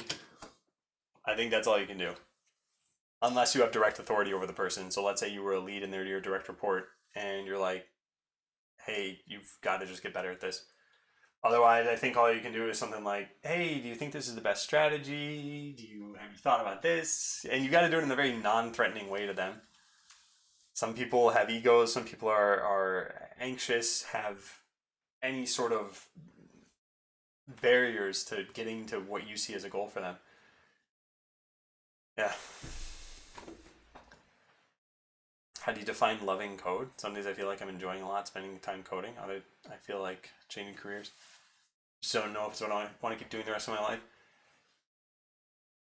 I've seen that there are different career paths for software development. If you think about it, there's IC, or individual contributor. These are generally people who are coding. There is a manager. These are people who are usually either leading a product or a team. And then there's sort of like a branch to something similar.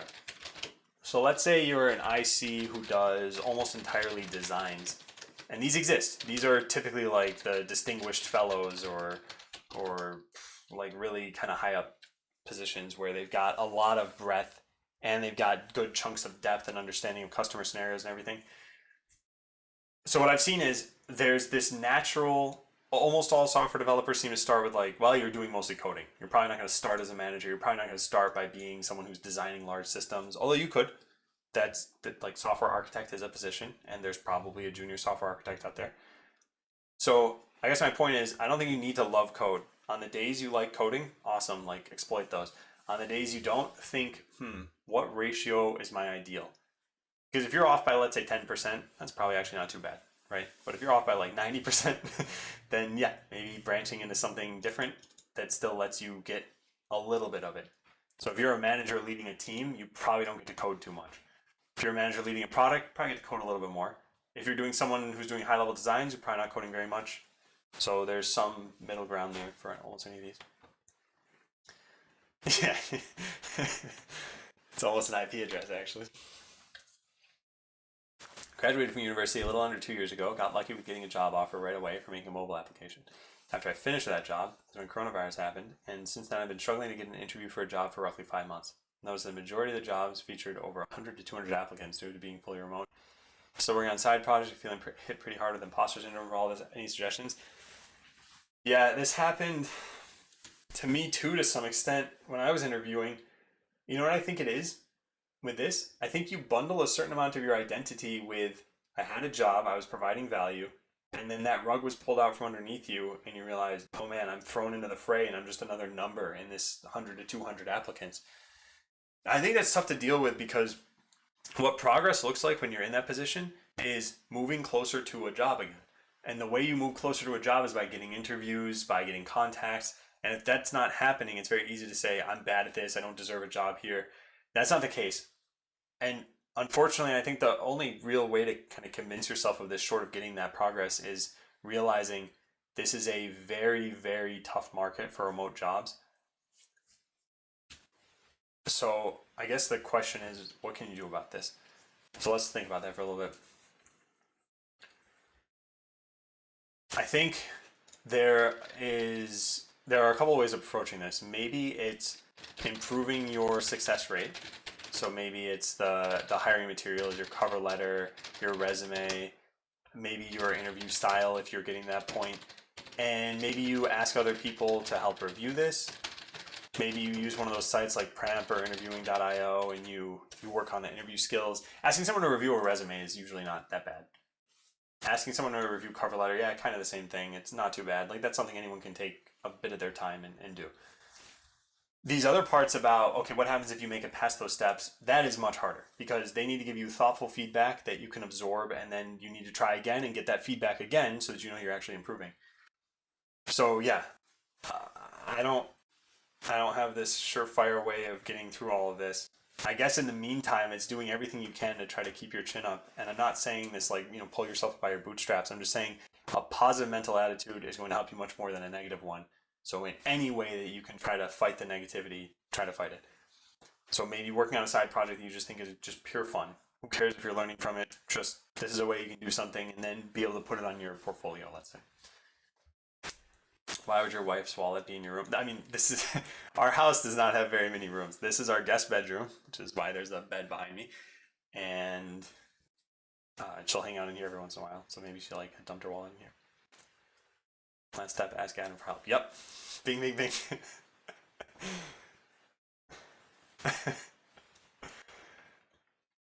Never got rid of imposter syndrome. Kind of gotten used to it. I think this is a problem. If you feel like you've never gotten rid of it, press Strata. And what I was saying earlier is try to internalize your successes. Like, do you look at all the metrics math stuff that you've done, a year or two ago? Do you look at that as a success, like something you really helped with that you can be proud of? Because I think if you're not internalizing those successes, it's very easy to get imposter syndrome. You look at other people and you're like, man, they're doing everything and I'm not doing anything. And it's compounded by, at these big companies, let's say there's 10,000 developers at a company. You are necessarily this, here, let me do it properly. 0.01% of the workflow, not that I need to actually type out math to figure that out. So it's easy to say, well, if I wasn't there, then they'd have 9,999 people, they'd still get the job done. And like, yeah, that's true. That doesn't mean you didn't have an impact while you were there though. So I think it's as much about recognizing that you did something, you did good things. And if you don't feel like you did good things, then probably you're just not looking at them closely enough. Now it's also, there's probably someone out there who I could say this to who really truly hasn't done anything that's good. And this is ill-aimed advice. But I doubt that's the people in chat right now. 5x 8 to 18 here. Occasionally Friday night for development, so boring. 8 to 18, as in you're working 50 hours a week? And then also Friday night sometimes? That sounds like a lot. Because work-life balance means different things for different people. But for me, it generally means like 30 to 4 hours of working per week. And yeah, if I ever went up to 50 hours, that would do bad things for me. So maybe you just need to scale that back if you can. Even if it's just cutting out the Friday nights, Maybe the 8 to 18 thing is like you have to commute and that's what you're counting. I don't know. Yeah, you can't get rid of that, I guess. But the Friday nights, if you can cut that out, we should. Have you been more time in a company, you'll be feeling of being very overwhelmed? Yeah, that's definitely possible. I think a lot of this is about setting precedents. So let's say you work for 60 hours a week from the get-go. You're probably going to be expected to work 60 hours a week, and you'll probably have built up work habits such that you need those 60 hours a week. And so I'm trying to keep work-life balance at my job now. If I find that I can't do something in a certain amount of time, I will probably push back next time and say, hey, last time this didn't really work out, so this is too much work for me. And really, who cares about the consequences at that point? The way I see it is, you shouldn't be stressed for like 20 years of your career to the point where you're pulling your hair out or you have a heart attack or something. You should find a different job if you realize that that's what your life is headed down.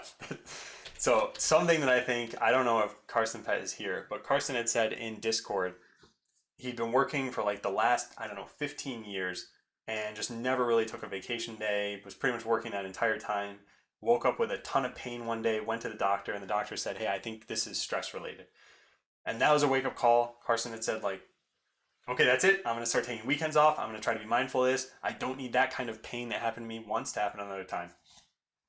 So yeah, precedents, everybody.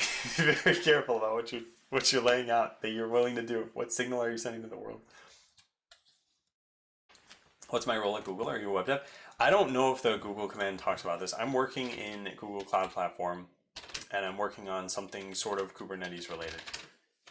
And as far as the specific name of the role, it's I think software engineer. So, am I a web dev? I feel like so much is on the web right now that it's kind of hard to say no to that. But I don't think I would call myself traditionally a web dev. Small distraction related question. I don't know why, but let's say I'm looking at a leak code video solution on YouTube. After some time, I open YouTube or random sites on PC or phone and get distracted pretty quickly. Any tips to manage it? Also, use Pomodoro or to-do list.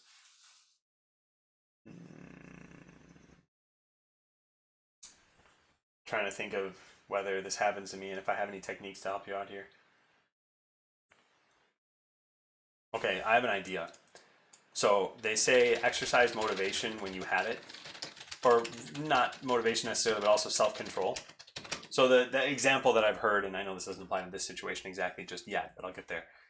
Let's say you have a problem with watching TV and the TV remote is always close to you. Just go put it far away. And that's the simplest possible thing where it's like, when you had the self-control, you move the TV remote. Now, next time, maybe you'll be like, I'm not that motivated to go watch TV because this thing is far away. So with what I'm saying here is, there are apps that can stop you from using certain sites. There are like firewall or router rules or something like that that can also stop you from using those sites. You could maybe say, okay, I've got my PC for YouTube and I use my phone for distractions. So you put your phone in another room. You download one of those apps where in order to unlock your phone, you need to like solve a math problem or something. There are lots of tips for something like that. But in general, it comes down to what works for you.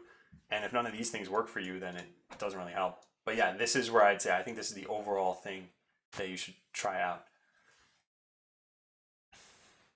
Is your plan to dominate the world? Ah, darn it, you figured me out. How to stay away from management if you really like building projects? Climbing the corporate ladder as an individual contributor is a lot harder than a management position. I don't think I follow the question because you said, how do I stay away from management? Okay, I see. It's not that you feel drawn to management, it's that you feel drawn to management for the sake of career growth. I think there are many companies that are sort of software first. And so if you think about this, like Airbnb, I think of as a software first company, Netflix, Microsoft, pretty much all the FAANG companies, I guess. So they have products, some of them, but they're mostly software products. At those companies, I think the IC track is very well defined, such that you won't run into problems with, can I still get promoted as an IC?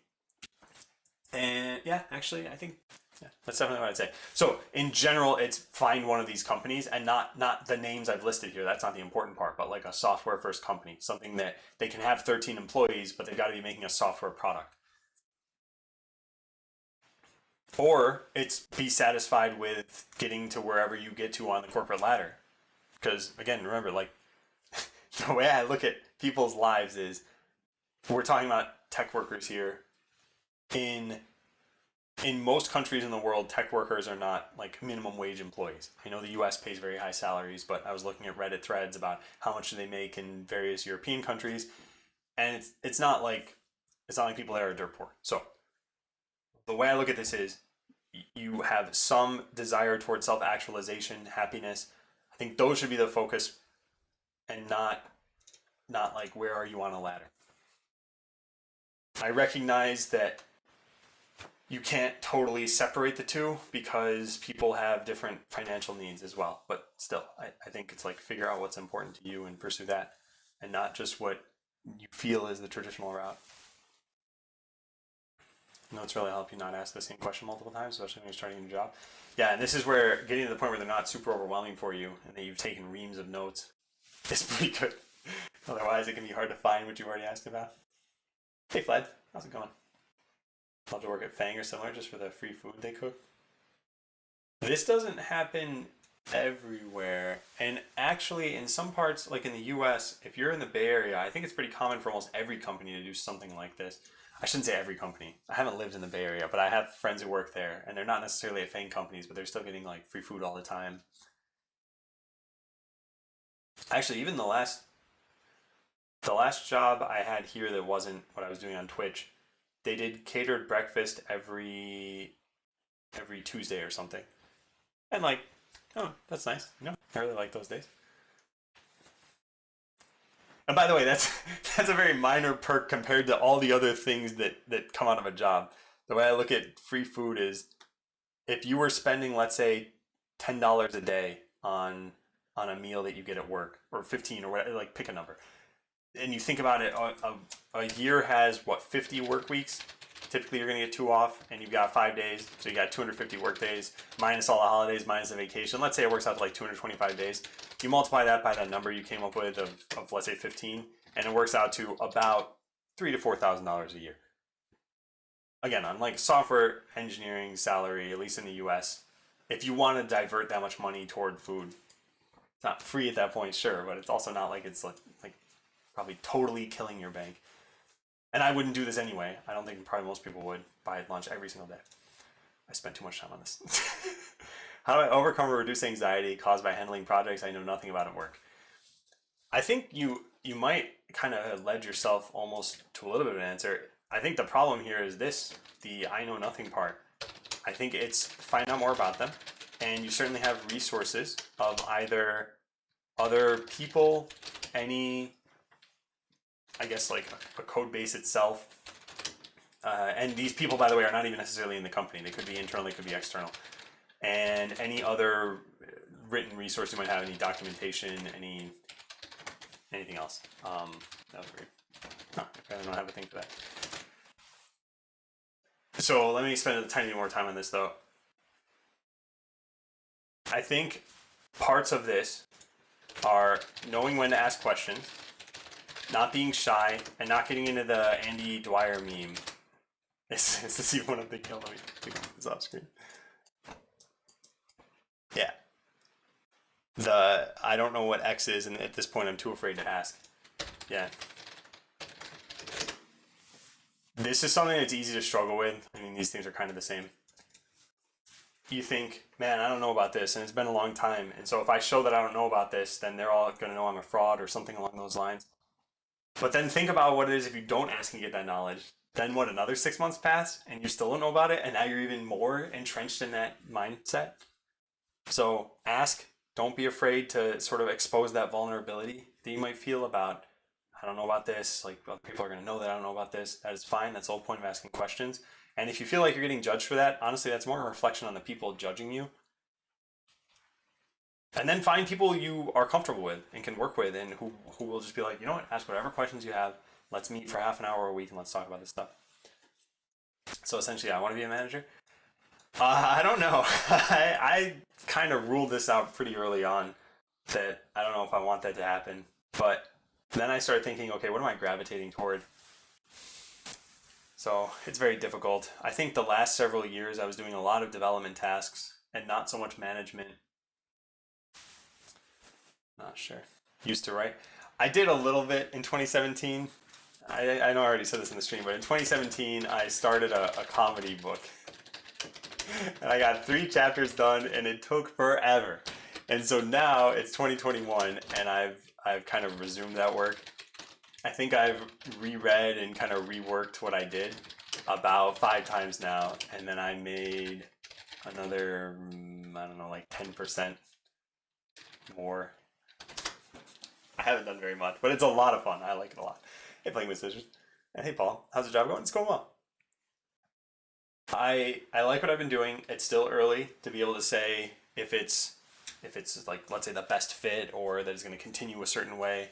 I think there's a lot that's going to unfold in the next maybe 9 months, because at some point in the next 9 months, I don't know when, hopefully soon, I'll have felt like, okay, I'm ramped up, I'm actually doing work.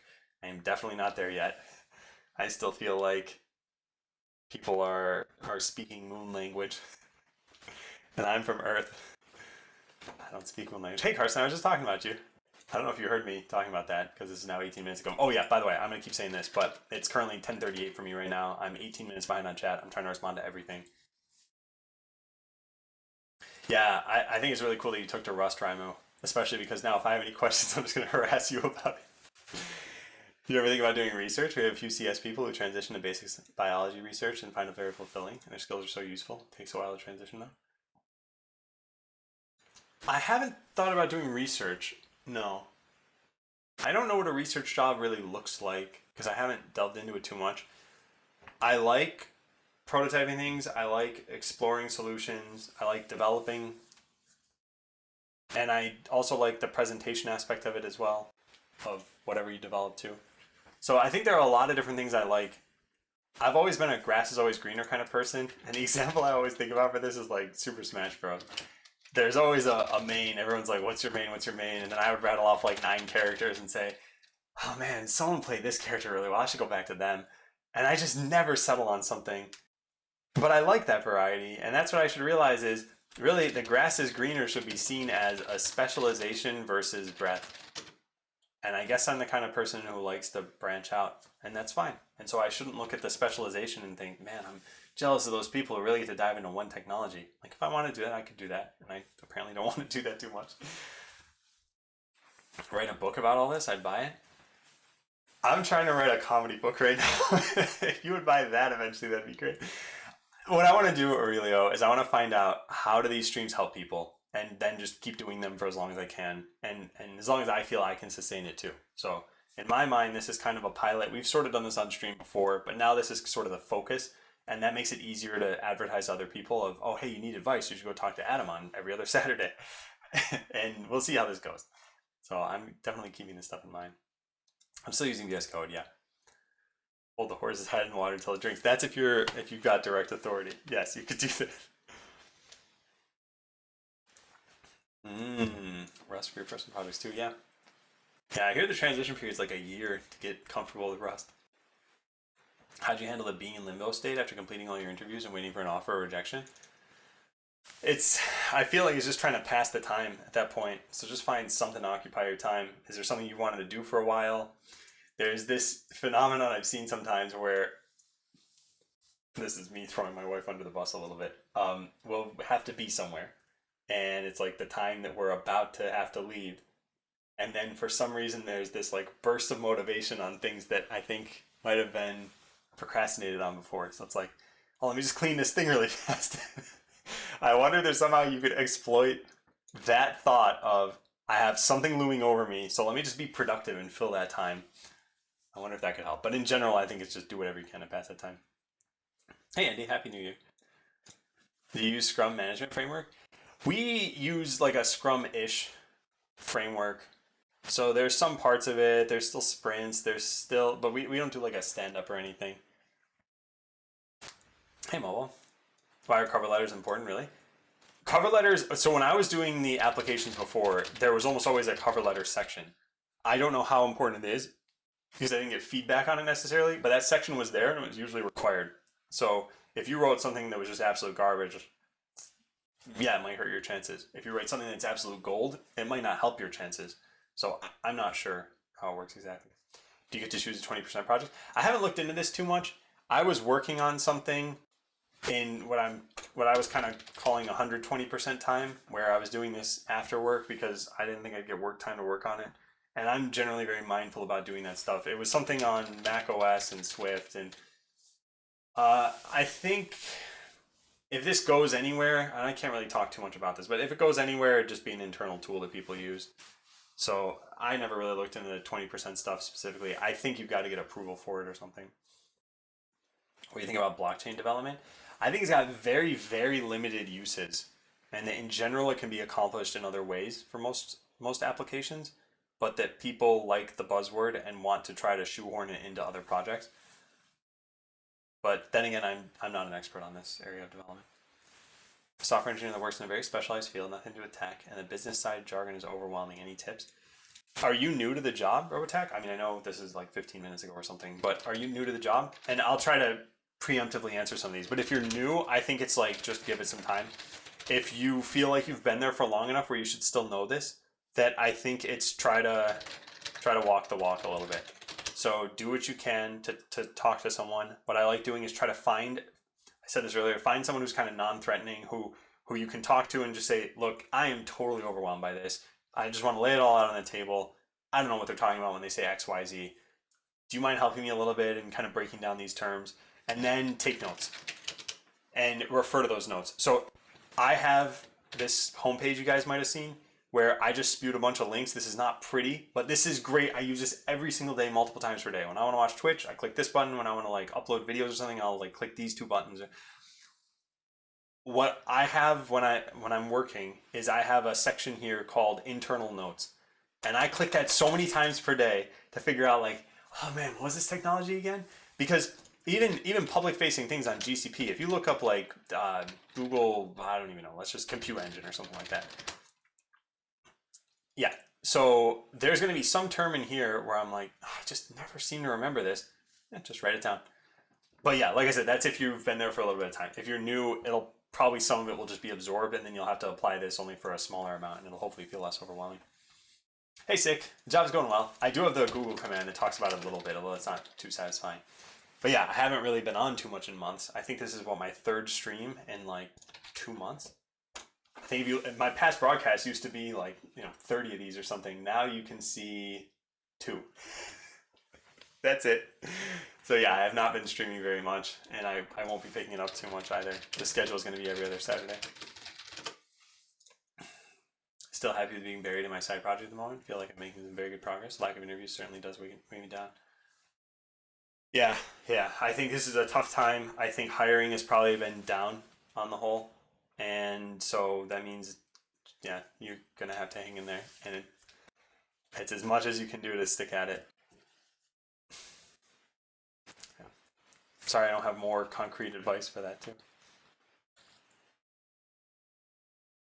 Oh, AT&T, oh my God. Yeah, you're probably all like, what an idiot. Oh boy. Because when I first read that, I was like, what are these numbers supposed to mean? Because I think they had said it as 5, 8 to 18. And I parsed that as, am I even correct about that? 5x 8 to 18. Yeah. My bad, guys. All right. This is how I sum that up, though. The Europeans. The LSRB. For people with poor memory or negative memory bias, journaling your work is immensely helpful. Yeah, this is probably just good life advice in general. I don't know if you guys have ever heard of gratitude journals, but the point is, yeah, you pretty much just write down like 1 to 2 things you're grateful for. And just doing this somehow gets your mind out of this track of, man, things suck and nothing's going well. You just write down like, you know what I'm grateful for today? I had a really good lunch. It could be something as simple as that. And it just changes you a little bit.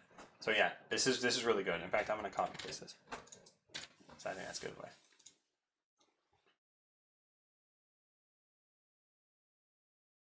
Wait, am I also being dumb right now? Let me think about this. No, it's still 10 hours. I wasn't dumb about that part. It was the break in the middle that makes it, I don't know. Whatever. I've ejected this from my head. I'm not going to think about it. Hey, noob. Yeah, I think this is very risky. Very, very risky. I think doing this for even 2 weeks is risky. Doing it for 7 months, I think, is crazy. But noob, you've had these kind of weird work schedules in the past, too. So, I don't know how you do it, but if I were you, I'd try to get out of this as soon as possible. Honestly, cutting back from 90 to 100 to even something like 60, which I still think is overboard, you're getting back a full-time job's worth of hours every week by doing that. It's insane. But yeah, I do not think this is healthy. I know I've achieved good stuff and I'm proud of it. I remember coming here and shouting once it was released, but somehow I'm still thinking that I'm not doing as great as I could. Well, Resfriato, how do you feel that your career growth has been? I know your company has not so many jumps in between levels, but do you feel like you've been getting good reviews? Do you think things have been going well? Do you have any proof that's the opposite of I don't deserve to be here? I find the crazy bugs and how I fix them note to be my best way of fighting imposter syndrome. Yeah, for anyone who's wondering about this, so I absolutely love this note that I made for myself a while ago. This is in 2016. Crazy bugs I found and how they were fixed. So some just ludicrous situations you'd never expect to have happen. One of the ones I focus on because I at least remember it is I remember on Valentine's Day that Google Chrome had a memory leak that I thought was my memory leak because they played some Google Doodle with a sound and the sound leaked or something, and God, it was ridiculous. Like, why would you think of this as the source of your problem, right? And so writing these things down and like you spend 2-3 hours on some of these problems and then you just forget about them. They're just gone. They go into the ether. So reminding yourself that like, I did that. That was me. That helps fight imposter syndrome. No side projects anymore. Yeah.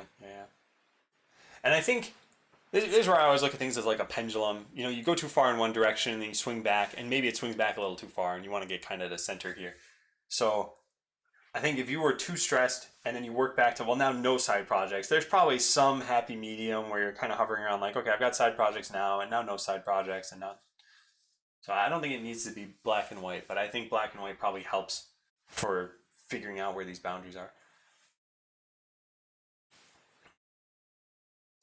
Everything does suck. I was always surprised how different things are 6 months from now. Yeah, you know what?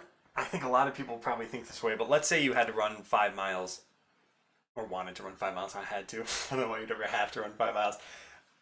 At the 1 mile mark, you could think, I've got 5 times this amount. At the 2.5 mile mark, you think, I've got 2 times this amount left. Then when it's all done, you think, man, I remember thinking that stuff, but it really didn't seem so bad. It's like these crazy flights that I would take.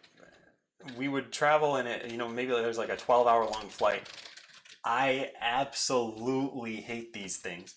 And yeah, I would do that thing in my head where I'm like, oh, it's 2 hours. I got to watch like 5 more movies or something. I know I shouldn't be complaining about this. This is a very first world problem, but still, it's the same mental process I think that happens when you're stuck in a rut for interviewing or you're at a bad project on your job. Afterward, you will almost always feel like that, yes, that was a rough time. I acknowledge that. And yet it seems like it was in the blink of an eye. Now, this is not true for any sort of chronic problems. If you're depressed or something like that, this is not a shortcut for getting mental health help. But yeah, I think it's just another way of trying to look at things a little bit more positively. With the overwhelming thing, I meant you'll get promoted, so you'll have more on your plate and it'll be more stressful. I see what you're saying. Yeah, I think in that way, the job expands to fit whatever your capacity is. But I think there's a time where if you were to look at just, you know, mystery company X, and let's say they had like level 1, 2, and 3, that when you start at level 1, you're going to be overwhelmed. And then you are there for, let's say, like 2 more years. At some point, you can handle the level 1 job. And yes, that's when they bump you up and say, okay, well, now it's time to do level 2. If you were to get to a point where the company's like, you know what, you can stop at level 2 if you want, then I think you can get to the point where you're not so overwhelmed and it's not going to just pour on you all of a sudden. Will our reviewer take a look at your resume? Yeah, sure. Send it to me on Discord. I think I've got my user tag in the Discord command. Went to a doctor for being easily distracted. Turns out I had ADHD for 33 years without knowing it. What happened as a result of that? Brucificus. Excuse me.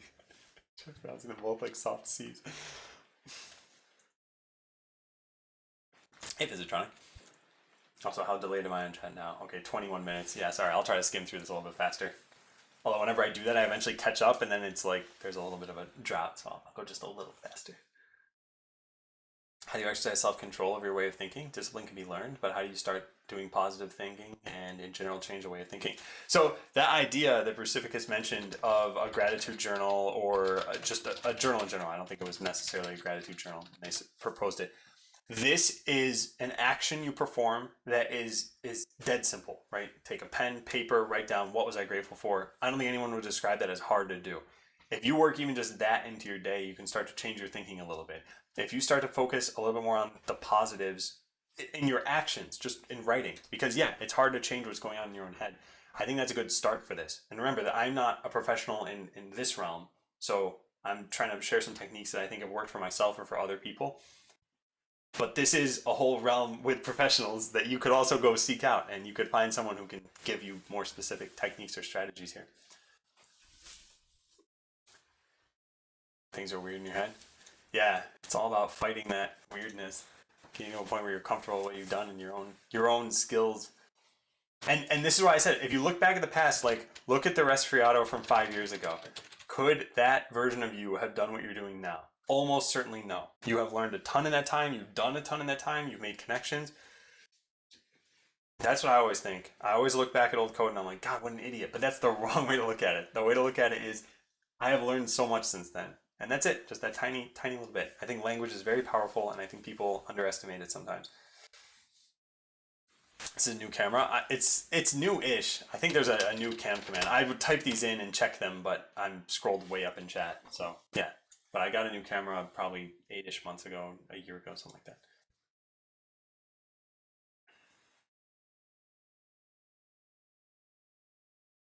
Yeah.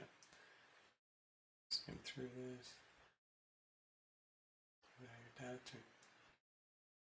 Yep.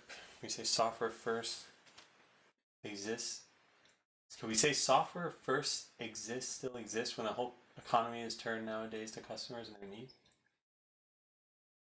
Oh, when I say software first, okay, what I'm trying to say is let's take a company that I would not say is software first, because sometimes I think a proof against this is good. Let's take whatever company makes this microphone that I have. There's a tiny part of software that has to do with this microphone, but in general, they're making microphones, they're not making software. And take anything else, like looking at products on my desk, there's like a keyboard, there's my glasses or something. There are whole companies out there that just make glasses or glasses lens. Those are not software first companies. So what I mean is, if you're talking about a platform like, I don't know, GitLab, and you say, well, no, there's a lot of marketing with that, they're making software, like that's their product. Yes, they have to market it, yes, they have to do everything else. But in general, these are the companies that are going to say, if you're an individual contributor, you've got a career track for us, because they recognize the value of software. That's generally what I've seen there. Any advice? So I love programming. I hate software engineering. I really enjoy doing college assignments, personal projects, hate making tiny changes to huge code bases I don't care about. Oh man. Okay, so I think it's important to first always be able to answer why. And so is it the domain of the code base? Is it that it's not your code base? Is it that you feel like you didn't have an impact? Because if you don't understand that part, then it might be hard to derive any conclusions from it. Because those things are very different when it comes to assignments and personal projects. There, you probably owned the majority of it, and a change you made was still a change where you have all of the impact for it. It could be that those things, these kind of meta properties of making changes, are what are important to you. So I would give it a little bit more of a shot, but it sounds like maybe you would just enjoy a smaller company eventually. But yeah, I think the only way to figure out for sure is to explore this. So do try a job at, if you are already working somewhere, um, a smaller company, and if you haven't started, try an internship at, yeah, I think like a smaller place. It sounds like that would be a better fit for you. Way to avoid the crazy high taxes. Do they not have progressive taxes?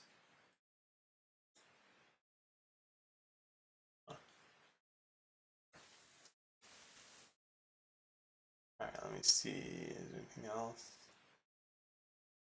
I'm sure there's something else. Sorry, I'm just seeing, are there any other kind of queries for me here? I want to provide value where I can, and I know I'm behind on chat by quite a lot. The more I learn, the more ignorant and dumb I feel.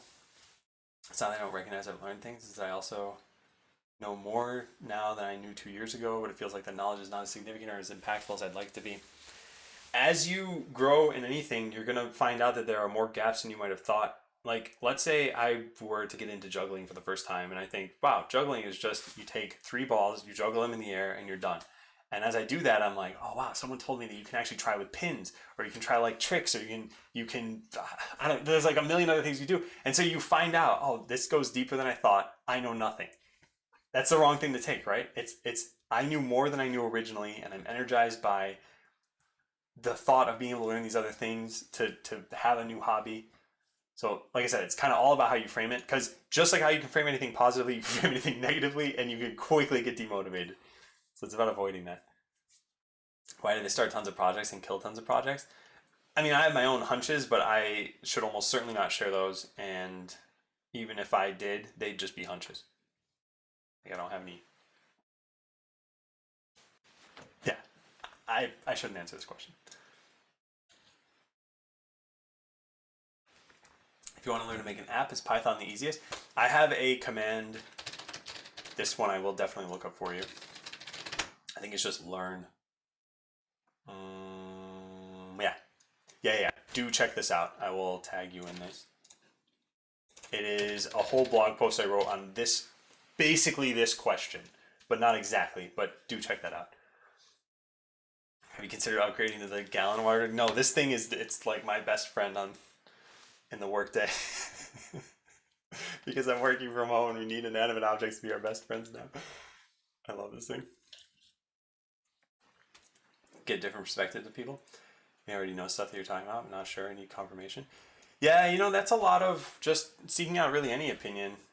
I'm sure a lot of us have called a friend up and have said, hey, which one of these things should I buy?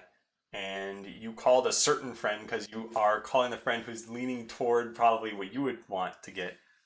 And like we make these subconscious decisions and then we want confirmation for them, I think. I think it's more about the end product being something I really just don't care about. Resonating with the product itself is something I really want, and that I only got it when I was working on my own stuff. So when I was at Microsoft, I was working on like I'll just say security here, and yeah, we're gonna really simplify this down to enterprise security. I'm not an enterprise. I had not worked at an enterprise this was like a big thing I needed to care about. And so it was hard for me to say, yeah, I get where customers are coming from or anything. Whereas, let's say I were to work on, and I haven't done this, let's say I were to work on the Nintendo Switch. I am a user of that. I know what I want when I play it. Even if I didn't totally understand what other people might think, it wouldn't be so hard. It wouldn't be like a jump to enterprise security, So yeah, that's why I say a smaller company, or I'll amend that with a product that you like and care about. Hey, Johnny, man. Contacted my interviewer after 1 week from the interview, and I regret doing so. I think it was a mistake. I don't think you should think of it as a mistake. Whoops. I don't think it can ever really like totally change the outcome unless whatever the contents of that email were like off the charts unusual. But if you were just like, hey, I haven't heard from you, what's the status update? I think that's totally reasonable. I don't think you should regret that. But then again, maybe there's some context I messed up in chat. 2 more streams. I'm not probably going to increase the frequency. I think I'm going to keep it to every other Saturday, but I will probably do more streams like what's happening here. I want to find a good equilibrium because right now we just hit the 2-hour mark. And so I'm thinking it's been almost nonstop talking for me, right? I think that probably saying that these will be 3 hours is pretty reasonable. Would it be enough to do 1 lead code problem a day for 3 to 4 months? I can't say for sure. You need to be retaining things in between the problems that you're doing. And what I noticed is I was doing these for several hours per day. And even then, sometimes I'd forget. Maybe I was overwhelming myself. Maybe more would have been good. Maybe less would have been good. So what I would say is try it. And after 2 weeks, see if you've learned. If you have, keep up. Keep doing it.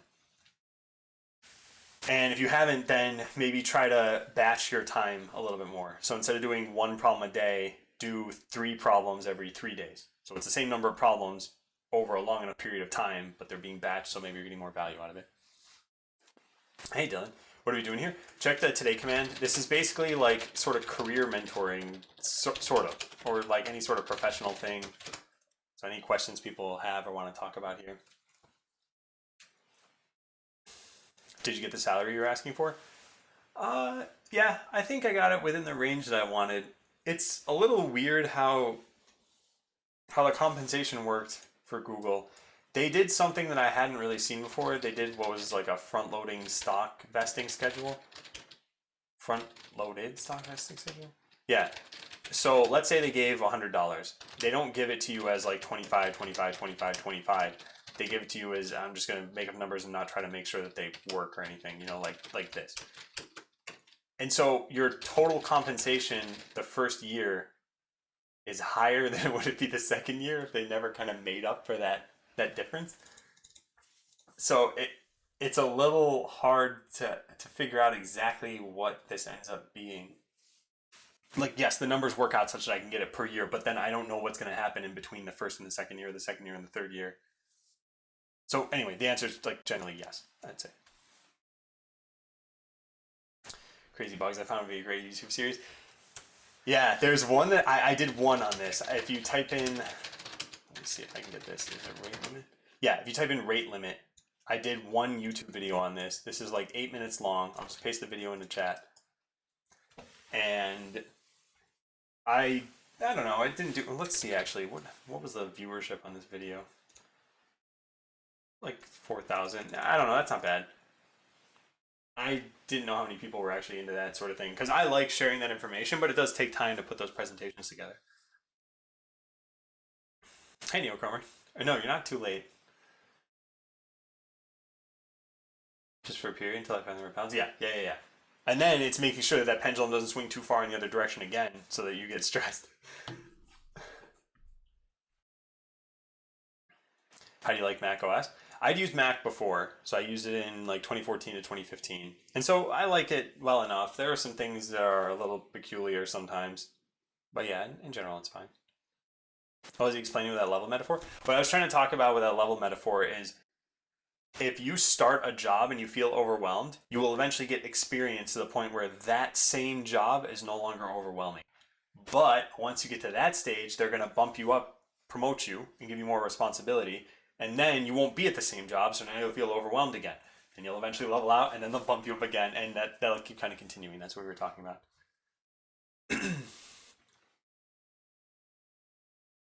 Things you want to remember, others you want to forget because of the burden.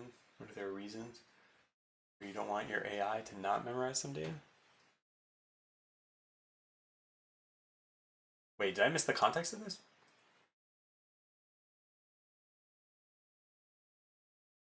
I'm not sure on the context of that. Starting to do some small software in Elixir and Phoenix with the intent to create a series of videos to sell.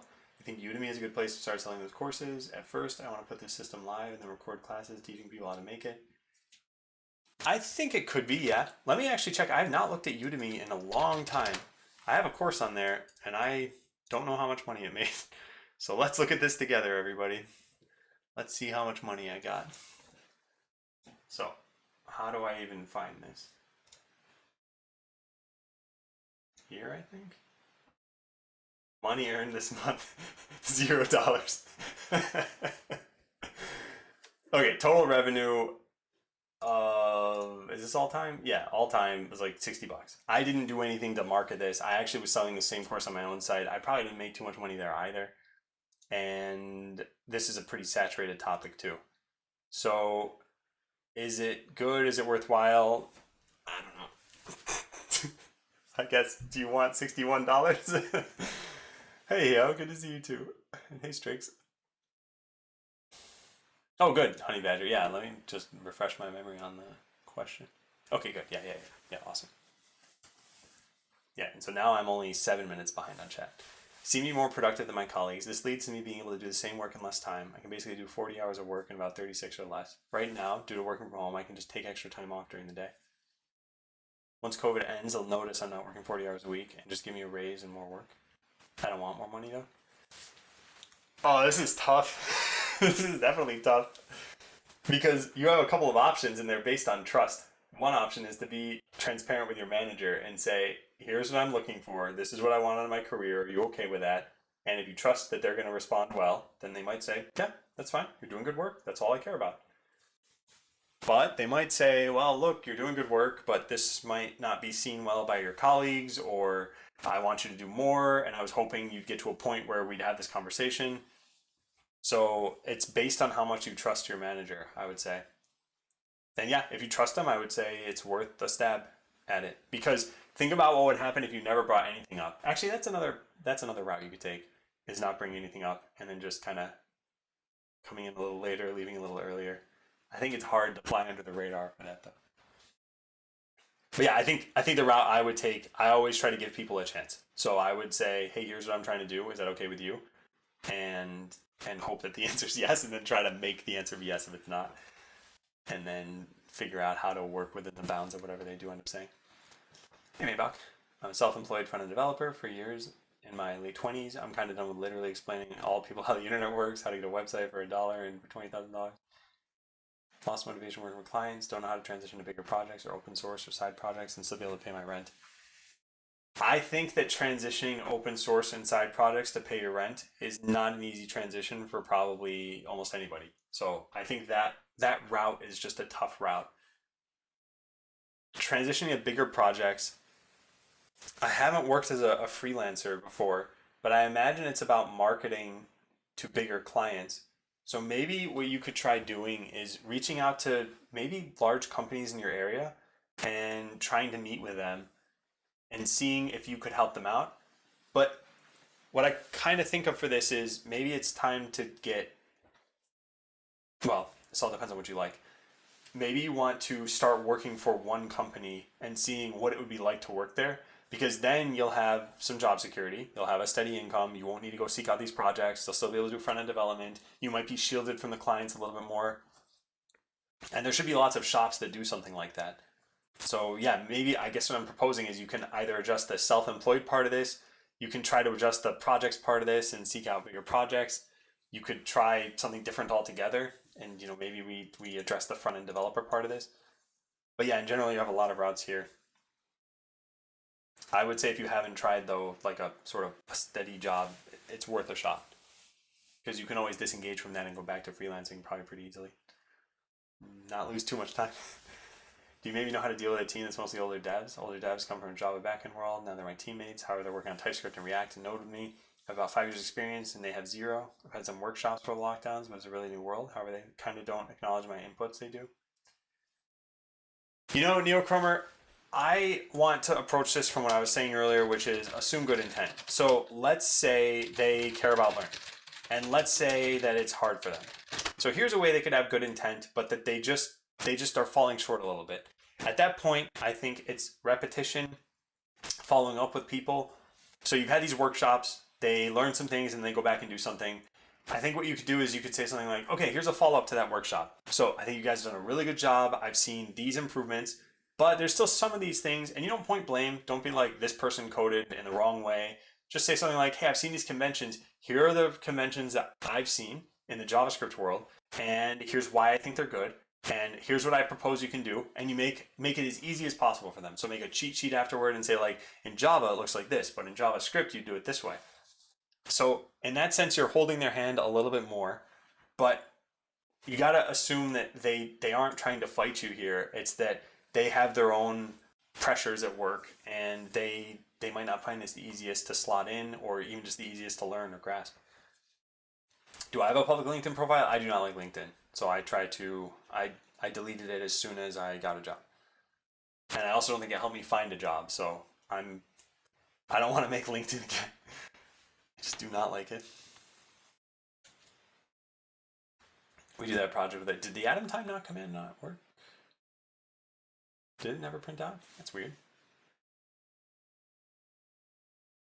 Yeah, my bot's still on. Okay. Yeah, I'm not sure what happened there. Anyway, for what time it is for me now, at least, it's 11:11, and so I'm 10 minutes behind on chat. We do that project with a remote team from Canada, and there's a time difference of 8 hours. Now with the lockdown, I feel like I'm a freelancer, not really part of the team. So a good, easy way to break the ice and get a team spirit into the whole team. Create a just for fun channel that's not really that commonly used. Yeah, this is really, really challenging. I'm kind of experiencing the same thing. So I also made kind of like an off-topic channel, and some people started using it, but I think there needs to be some fuel for that channel. And so fuel can be, I think, like, you can kind of use tech news as a discussion topic sometimes. So something I asked about is like, how do people feel about WhatsApp? And that sparked some conversation. I think that was pretty good. I think you can also do these sort of just like happy hour meetings where you say, we're just going to get together. It's like a virtual lunch. It's not actually like anyone's buying anything, and like a virtual lunch meeting, and you just get to know people that way. And I think if you instill this in people, so that you say, you know what, every other Friday we're gonna get together, we're gonna talk about some things, and I really appreciate people's attendance for this. I think that's worth a shot. But otherwise, yeah, 8 hours is just enough time for it to be awkward, unless you're at the very beginning or very end of a workday for at least one of those teams. And yeah, I think it's difficult. And working from home is it's not ingrained in many people yet. So even though it's been almost a year, it's still not really long enough for people to have seen the long-term effects of, I don't really know what my teammates like, so I don't feel as much of a teammate to them anymore. Are you enjoying your new job? Yeah, Thomas, I am. I think it's been going pretty well. Hope you're doing well too, Thomas. Would you recommend Elements of Programming Interviews? Is this a book? Because if it's a book, I have not read it. Do you need to get promoted to keep your salary? No, I'm not sure what the context of this was anymore, but what we were talking about was kind of the imposter syndrome and feeling overwhelmed, and how you'll get promoted and then you'll be doing more of a job. You will also get money commensurate with that promotion usually. Hey, Steve. Always have one foot in the uncomfortable zone. That's how we grow. Yeah. Yeah, I think so too. And I think I felt this way for a long time in my life. If you go to college or university, you do an undergraduate degree, think of what that timeline looks like to do it as fast as possible, pretty much. Typically, you start school at what, 5 years old, let's say, and then typically you'd be done with a college degree at what, 21 or 22. So now think of what that ratio is. Let's say it's 16 years out of your 21 years of your life. You have been in school for 76% of your life. You've pretty much only known school for your whole life. So I remember at some point I was like, I've been learning for so long. I want to just apply what I know and not learn new things necessarily. And so I did that for a little while. And I realized it actually kind of made me stagnate. I did learn some things. Even trying to apply what you know, you're still going to have to learn something. But in general now, I think you got to find a good mix of what is comfortable and what makes progress. And that's very difficult. And I can talk more about that if people want me to talk about that. I just want to leave it at that for now. Do you need side projects to get a Google interview? I don't think you ever need them probably, but I imagine people are competitive enough where not having them might be a bit of a setback. That's my guess, but I don't know how important they are for sure. Ooh, $61. Yeah. I have about 6 interviews in 2020. Interview goes well. And I get good feedback during the interview, but I never get contacted after. I know there's something wrong, but I can't figure it out. Any advice? I highly recommend 2 things here. So one is ask the interviewers afterward if there's something you can improve. They may say no, but you might still have, I don't know how recent these were, but you had like 6 shots at asking about this. That's one way. I don't think you should feel guilty if you didn't do that. The second thing is mock interviews. Mock interviews, the entire point is that the interviewer is your friend who is willing to, I say friend loosely. They are an ally to you, even if you've never met them before. They're an ally to you whose pretty much sole purpose in mock interviewing you is to help you. And so they help you with really only one thing, feedback. And that feedback might include tips. That's it. That's all they do. So seek out some of these websites that let you set up mock interviews. Ask friends. Ask if, I don't know, anybody in a Discord server you're in would be willing to help out. And then ask for feedback from them. And recognize that the people conducting mock interviews might not be professional interviewers. So you have to seek out a few of these. That way you can triangulate by figuring out what's the common feedback you got. If you get something like, I don't understand your high-level designs, let's say, that's pretty good feedback. Now you can go act on that and you can find out what went better. I just started a new job, basically stayed 30 to 60 minutes extra every day. If I'm honest, extra that I did was mostly talking to my boss. But should I tolerate that if it's unpaid, or should I put borders right away? I do 8 hours of work and don't expect to stay more than that.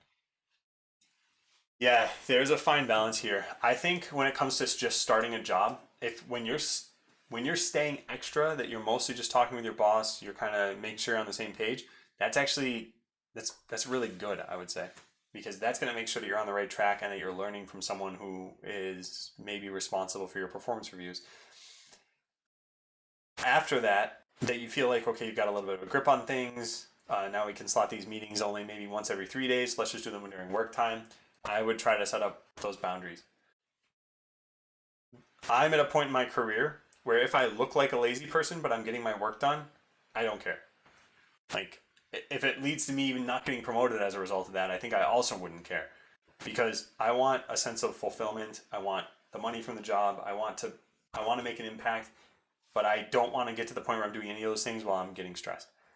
And yeah, working beyond my limit is like the easiest way for me to get stressed. When I was streaming, I always had this magical number of 32 hours per week. If I went beyond that, almost without a doubt, I'd have to take a vacation day or something. And if you think about it, if you work, so let's say you do this. Let's say you work 36 hours in a week, and then the next week you take a vacation day, right? So now you're at minus 8 hours. Then you work 36 hours a week, and then the next week you take a vacation day and you're minus 8 hours. This is working out to less time than if you just worked at what you can handle. And I generally find that that's the way to pursue these things anyway, because then you can sustain them. You can work that into the rest of your time equation here. Working 1 week. Okay, yeah. If it's 1 week, I would say it's not a big deal yet. It's putting in an extra half an hour to help ramp up, basically. Yeah, I don't think that's a problem. Oh, nice. Yeah, nice. Hey, BB. Sure, looking very iron. Wow, that's the first time you said that. Just get a partner which will explain this stuff to clients and only work on the projects. If you're saying that in response to Maybach, I think that is a little bit tough when you're working on your own because everything that you want to add to this is a cost. And so getting someone who will be the liaison between you and your clients, that's money that you're not getting. At a company though, that's sometimes expected. Like I'm probably not going to be talking to customers anytime soon at my job because there are people to do that. And I don't have to worry about paying them because I'm not their employer. But yeah, so I think it's food for thought for me, Bob. Yeah. Had an idea in my head for months to approach a specific company. You know they're remote friendly. Next time I'll text in. Yeah, and you know what you might want to do? This is something I think has a little bit of an ethical gray area here, but you could always practice on companies you don't really care about. So let's say you live in a place and there are 3 companies you could work for and you're like, you know what, 2 of them I just never want to work for. You could still approach them and say, is there anything I can help with? Do you have a job opening? What would you want out of my skill set? And just have a conversation with them. They would probably be okay with doing that. The reason why I say it's an ethical gray area is because you're going in with the idea of benefiting in a way that's not how they want to have this conversation play out. But you might also be swayed during that time into, well, maybe end up working for them. Adam listens. I like group mentoring as a thing because it's not just me necessarily doing the mentoring too, because chat can help out. Currently front-end dev. I was full stack in the past. Write all code in TypeScript. I want to try working for a FANG company. And I should focus on algorithms and data structures, but what language should I pick instead of JavaScript or TypeScript? I just did some FANG interviews last year, and I ended up getting a job at Google. And I think I did all my interviews in JavaScript, not even TypeScript. So I don't think the language matters too much. I think you should pick what you're comfortable with, and if you're comfortable with TypeScript, yeah, stick with TypeScript. The other thing that's nice is TypeScript is what most people expect out of some of these languages, which is it's got types and it follows the same paradigm as most of the other languages they usually let you choose. So you should still confirm without just taking my advice on it. You should go look and see, let's say you want to apply to Netflix and Amazon, just make absolutely certain that they actually do allow those in the interview. And that should be pretty easy. I don't think they're secretive about that. I think LinkedIn is the best place to find a job. I think that was true at some point. This kind of has the convention effect, and I'm making this term up. But what I'm calling the convention effect is conventions start with a purpose, and then they all turn into career fairs. So let's say there's, I don't know, React Con or something. I don't even know that exists. I'm just making it up, right? They'll probably start and it'll be like, yeah, React, technology, JavaScript, TypeScript. And then at some point, it's just going to turn into, okay, people are just handing resumes to each other. The keynotes aren't as good anymore. And if ReactCon exists, again, this is not feedback on ReactCon. I don't even know if it does exist. But yeah, I look at LinkedIn as kind of the same way. I think it started as like a social network for professionals and think of all the things you can do. You can network with people. You can get tips. You can probably get lessons or something.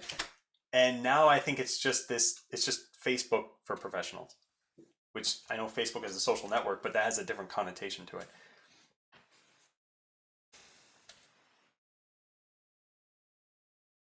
Hey, Ojun. Wait, same thing you did with Tech News? Oh, yeah. Although that was only addressing your second thing. I think the first thing we kind of talked about in the Discord a little bit, but yeah, I think the important part to your first question was the follow-ups of like still holding their hand, still realizing that this might just be a difficult process for them and commiserating a bit. That is mod lunch or I thought you lunch. I'm not actually opposed to that. How many mods do I have? How much money would this cost? Thanks for the info. I have one project of mine, which I think could be really useful for interesting for others, or interesting for others. My peers like it too. How can I make it more popular, or how should I propose to someone to use it? So, wait, first let me see. Okay, yeah, I don't know what the info was, unless you're just generically thinking, because if there's context, I might still need it. But so you're talking about a project that you have made, that there's some interest in, that now you want to popularize. Are you looking at productizing it? Is that part of the question here? So we want to look at monetization, for example, or is it really just something like getting the word out there? Because I think if it's getting the word out there, well, both have some things in common. So one is making it available. whatever it is, if it's a library, you put it on GitHub. If it's a product, you actually host it on a site. You allow people to use it. And then 2 is, of course, that spreading the word. And the way this can start is by finding your audience, which of course you actually start by defining your audience, figure out who they even are, and then find them. And a great way of doing that, if it's not to make money, is Reddit. There are millions of different subreddits right now. You can look at something like, Hacker News. You can look at Discords. There are so many different ways you can try to find people now. If you're trying to make it a product, though, some of those are going to be frowned upon. And then there's kind of a different route you'll need to go through. So I'll kind of wait for a response for that. I'm not sure that TypeScript is good for CS. For CS? Maybe you're talking about data structures and DS? But I think TypeScript is fine for the interviews from everything I've seen. The other thing too is that for data structures, most of the time the questions are going to be something like either picking which data structure is going to be appropriate. So should you use a max heap here versus a sorted array? And other times it's going to be, can you implement this thing? In which case it doesn't matter what the language supports because your job is to make that thing. And if the language did somehow support, let's say you're making a red-black tree, then too bad, you gotta make it from scratch anyway. That's the whole point of the interview. I also have a coffee date meeting every morning for about 10 minutes before our daily stand-up meeting. Yeah, and I think that if companies continue to be work from home for a while longer, that these are going to be more and more important as time goes on. Because this is sort of like living with a bad roommate. If you know that you've only got 2 weeks left on the lease, you could probably live with a bad roommate. It doesn't really matter. Their annoyances won't be so annoying when there's a light at the end of the tunnel. And so I think that that's maybe happening with companies right now too. There's this light at the end of the tunnel of, well, we'll be going back to the office. So maybe any problems working from home, we won't actually have to work out. So if people have that attitude, then you'll be met with resistance. But yeah, any of these things like a coffee date meeting, a lunch meeting every once in a while, a group all hands, maybe you propose this to managers up the chain and they can help you out with this. Hey, Versace. I am doing great. How are you doing, Versace? Please talk about that school thing more. Uh-oh. What school thing was they talking about?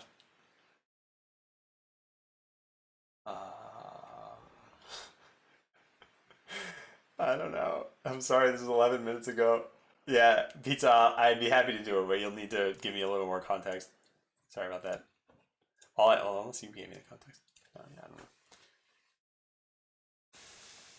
Talk more about the balance between comfortable and progress. Yeah, so what I think is at any given point you have a goal.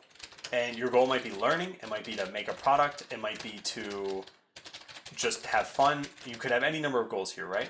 And so when I say this thing about comfort and progress, let's say your goal is to make a product. You're probably going to steer more toward progress than you are toward comfort. Whereas let's say your goal is to have fun, you're probably going to steer more toward comfort than progress. And so this equation I think should be there at the back of your mind for everything you're doing, just so you're cognizant of it, not so that it really steers everything you do. When you're learning, you probably want a little bit of a mix of both so that you're best taking in this material. So that's why I say, like, don't go off the deep end. Let's say you want to learn programming and you've never programmed something before. Your first project is not make Facebook. It's not what you're going to be doing. You're going to be like, I'm going to write an if statement. I'm going to make hello world. And that's great. That's what you should be doing at that point. And so that way you're a little bit comfortable with like, okay, I'm just dipping my feet in these waters. I'm not jumping into a raging stream here. So that's kind of what I was talking about. I don't know if there's more context necessarily that you want for that. Are you saving this VOD? I have an assignment to finish up. I would love to listen to this. Yeah, so all of my VODs are automatically saved for 60 days if you just click videos or something. But then if you also go to my YouTube channel, which the tag is just Adam Learns, and go to playlists. This is important because it does not show in videos. I make all of these unlisted. Where is it? It'll probably be in another playlist completely. Yeah. But anyway, you'll find the video on here somewhere. And if you can't find it, just ask on Discord. I'll be happy to share.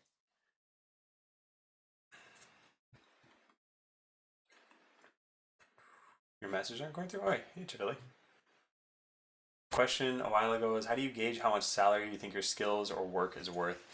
There is a lot more transparency, I think, into dev salaries now than there ever has been before. I think a good starting point is the Stack Overflow Dev Survey.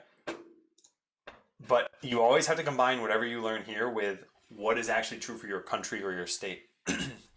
So here, if I just search for a $, for example, they say what languages are associated with the highest salaries. So I'm not going to comb through all this data, but basically there's some data out there for this. Then, so there's the Stack Overflow Dev Survey. Then there's a site called Glassdoor. Is that what it's called? Yeah, Glassdoor, lowercase d apparently. This will also, that you see right here, company salaries. So you can go look there. And then you should also talk to friends and colleagues. This part will be the most uncomfortable of all the parts. But if you were to ask your friend, like, hey, you've got similar experience to me, how much money are you making? And you find out, oh my God, they're making double what I'm making for pretty much the same job. You should probably leave your job if you care about money. So yeah, I think that it's pretty much figure out stats, figure out your skills, and then figure out where this slots in on all the other data points that are out there. And in general, I think you should have a pretty good idea of what you're worth monetarily. I almost don't want to even use those words because I don't like measuring worth that way, but we're talking about getting a job in a company. So yeah, and sorry, I don't think I saw any of your messages before that.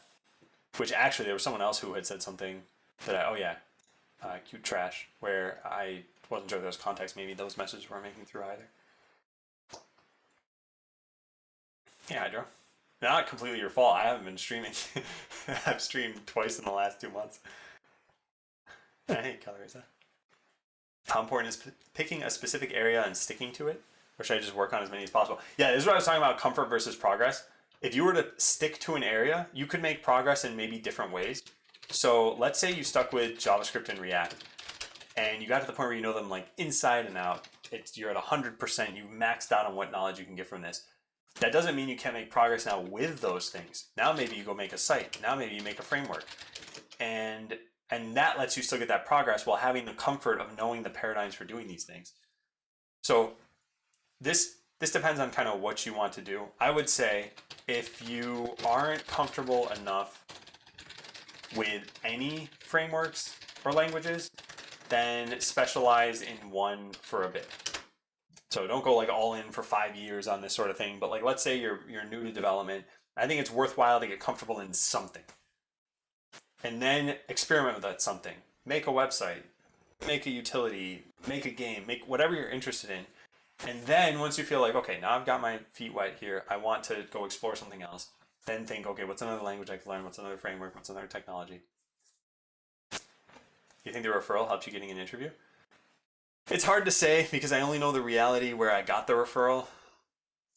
I don't think it helped too much though.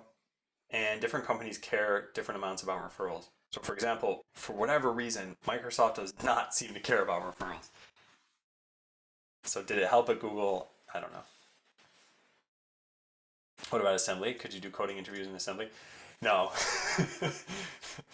They generally have a list that you can pick from, and assembly would usually not be on that list. It's very hard to look at a glance and know that it's doing what you want to do, with the exception of if you're doing a job that's going to be in assembly, which I've never applied for one of those.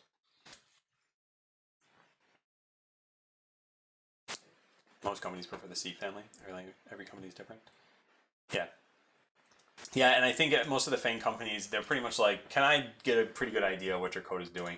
There's this, I don't know where this comes from, and I don't even know if this is true. I don't have enough experience to say this, but there's probably this fear that like syntax matters in whiteboard interviews. And I don't think this is very important. If I were judging a candidate, I don't think I'd care at all about their syntax for a language, unless it changed the meaning of it drastically. So if you wrote out an if statement in JavaScript like this, like if success, do something. Well, yeah, this I'd probably be like, okay, I don't know what you're saying here. But the lack of parentheses over here, I would just gloss over completely. I'd be like, whatever. They probably had Python on their mind or something.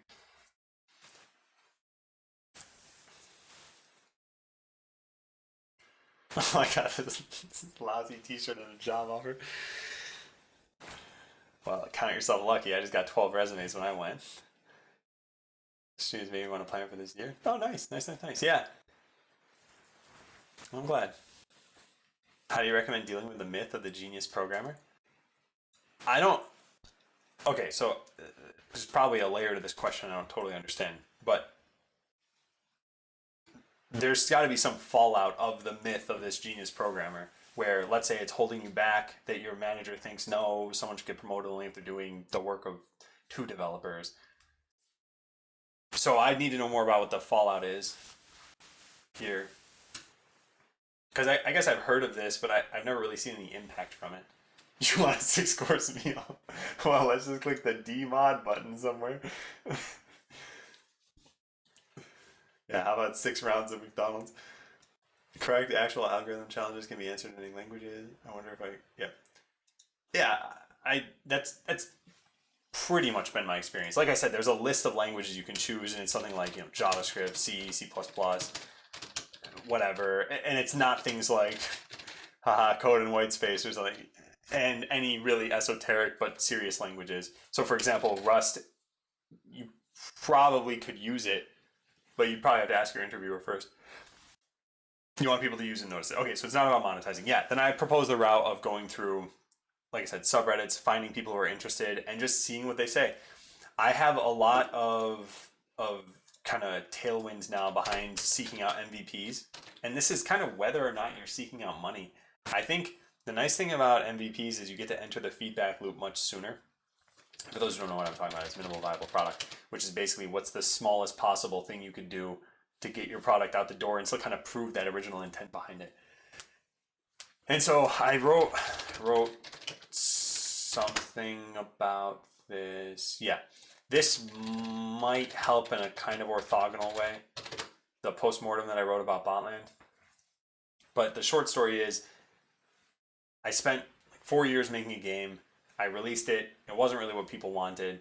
And maybe if I'd gotten to the point where I could have validated or disproven the value of this sooner, then I could have bypassed some of that work.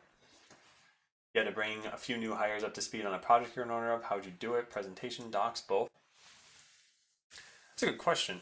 This has never really been my job, I guess.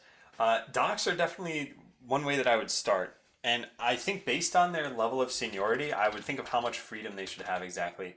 Because if they're very new, let's say, I'd probably scope chunks myself of it. And if they're very senior, then I'd probably give them more of a vague direction and let them ask questions. So the point in either of these is to give enough direction so that the person has something to do. And the way I've been phrasing this in my current job is I want to make sure that I have the same level of ambiguity as the person giving me the task. So let's say you were to tell me, hey, Adam, I want you to go make a calculator program. It's like, I can make a calculator program, but I don't know the audience right now. I don't know why I'm doing this. I don't know when it needs to be done by. So when I can answer all those questions, we can be at the same level of ambiguity of like, okay, well, now we can go like, well, language, what other things, how I can go research that myself. So yeah, I think I'd start with docs because they're concrete and can be referred to later. I think I would also try to touch base at a frequency level that's relative to their experience. So if they're new, I'd probably reach out to them maybe like once every couple days at first, something like that. I hope that answers your questions. How do you work standing up? I don't do too much work standing up. I know I've been doing this whole stream standing up so far, but I try to stand like a couple times a day. From 1 to 10, how hard was your Google interview?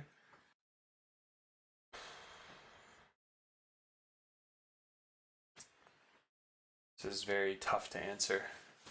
The reason why it's tough to answer is because I think that all interview questions can stretch. So these sort of stretch questions are designed to be able to plumb the depths of your knowledge and figure out exactly where you hit that rock bottom of, okay, that's it, I've told you everything I know. So by that measure, it's like, let's say you got the basic part of the question, they'll just ask you a more complex and more complex and more complex. So I think almost all the FANG interviews I go through are tough from that perspective, in that if you got done in half the time, they're just going to ask you more questions. And eventually they're going to be probably tough and there's some anxiety on you. So I know this is a very like wishy-washy answer. I'd say like a 7 or an 8 if I had to pick. Have you told your colleagues any interesting jokes? I almost made one the other day. Oh God, this was bad. I didn't say this, but now I'm going to tell you guys. So a coworker is having problems with their water heater, and they said it's a tankless water heater. And I was going to say you should try to work in this line in the phone call. I'm not even going to say this because of how silly of a joke this is, but I didn't say it in the end. I want to have some respect on the team. Did you know that you got the job after the interview from the performance? No, I didn't. I think in general, and this is very general, the only time I've ever gotten jobs from the interviews is when I know at the end of the interview that I felt good about it, but I didn't have a gauge because it's been so long, so it was hard for me to say. And take care, Fled. Well, you're probably already gone by now. Yeah, I'll say bye in 6 months' time. I know. Yeah, again, for those who don't know, it's 11:39 for me. I'm reading chat from now 13 minutes ago. I've been just for a solid like 3 hours just reading chat, so I'm trying to catch up on everything. How's the bot universe going? It's dead, old magic. It's dead. How's the piano universe going? Did you work more than 5 to 6 hours a day? And if so, how do you stay motivated and energized? For right now, I've kind of set up my life such that work is at the center of it. And I don't mean that it's too much at the center of it. I just mean that I make sure I get sleep, that I have breakfast on time, that I'm like in work, that I'm staying on task. It's hard to say exactly how all of that works for me, and I think motivation kind of works differently for different people. I also think that motivation is just a stepping stone to discipline, so that your goal shouldn't be motivation. It should be just having the habits in place that lets you do the work you need to do. So for now, yeah, I know this is kind of a vague answer. But yeah, how do I stay energized? There's this other thing I was doing. It was a sleep study, and they said there are some tasks that are draining and some tasks that are energizing. So let's say you're feeling a bit sluggish and it's noon. Maybe just go for a quick walk. Like, that can help. And that's better than just being tired the rest of the day. Or take a nap or something. I mean, most of us are working from home now and can do that. So yeah, but in general, I think it's tough to answer that question in a meaningful way to the person asking, because what you're probably looking for is like, what techniques can I apply? And what I'm kind of saying is those techniques are sometimes very personal. Past CEO on Comfort and Progress. Oh, I'm basically the CEO of IBM then. Thanks for sharing. You make a blog post about your homepage with all the links. So I could. I'll tell you the basics right now though. This is just simple HTML and no extra scripts or anything. So they're just links I spewed onto a page. If I were to look at the source for this, you'd see what I'm talking about. Hang on, I want to make sure there's nothing private in here. Yeah, because I used to have a password that was in I don't know, like unhideable text, or anyway, it doesn't matter. Yeah, so it's just a bunch of ahref tags. That's it. And I just edit this manually whenever I need to. Are you still working on the bot game? No, I stopped in February of last year. So that game, yeah, it was Botland. Stopped on February 10th and then taken offline in October. Hosting it was too expensive, and I just didn't want to put in the work to make it to change those decisions. I feel bad about that, but I still look fondly on the Botland days. Fun times. I learned a ton. Still using Bing, yep. I've been working for my current company for 5 years. I've learned a lot and have more experience, but I'm stuck in the same position since day one. I'm getting very irritated. Still doing great, but unhappy. I'm not being called after all these interviews, getting heavier more and more.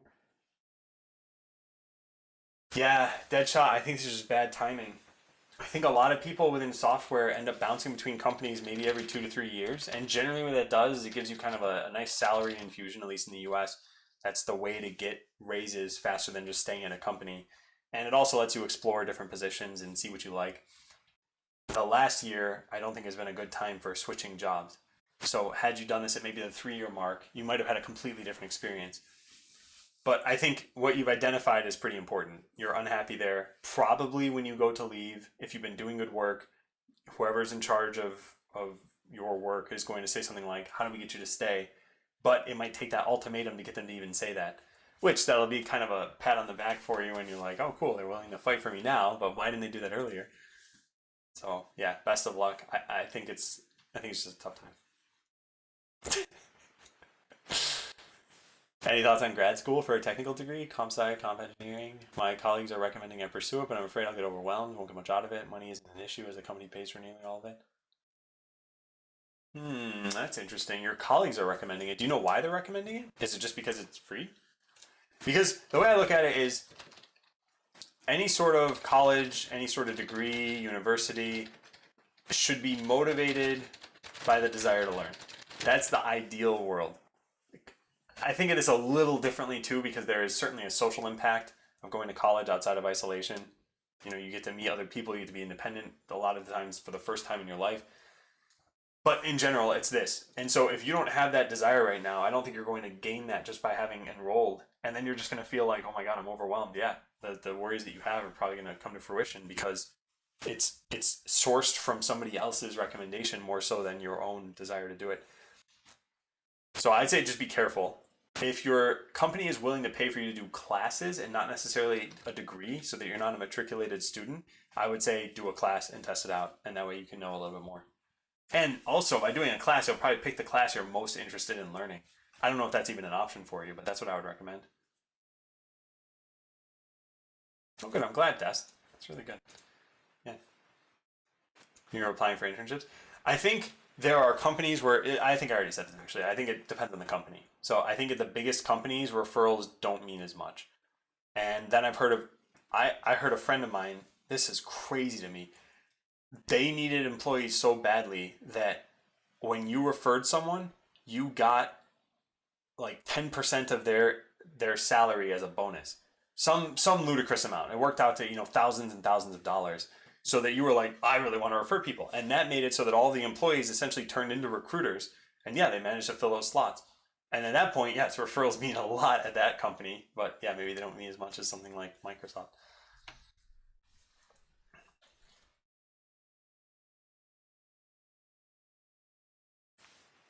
Makes me feel like I'm watching from the future. Yeah, I'm 13 minutes behind now. I should just have like a timer for maybe I write a script that reads this in and just diffs it with my time. My friend and I applied to Bloomberg. He applied through referral. I applied through their website. He got an interview and I didn't. Yeah. I think it's just based on the company. Have you heard about Canary release? I need to do something like these, but I'm a bit lost.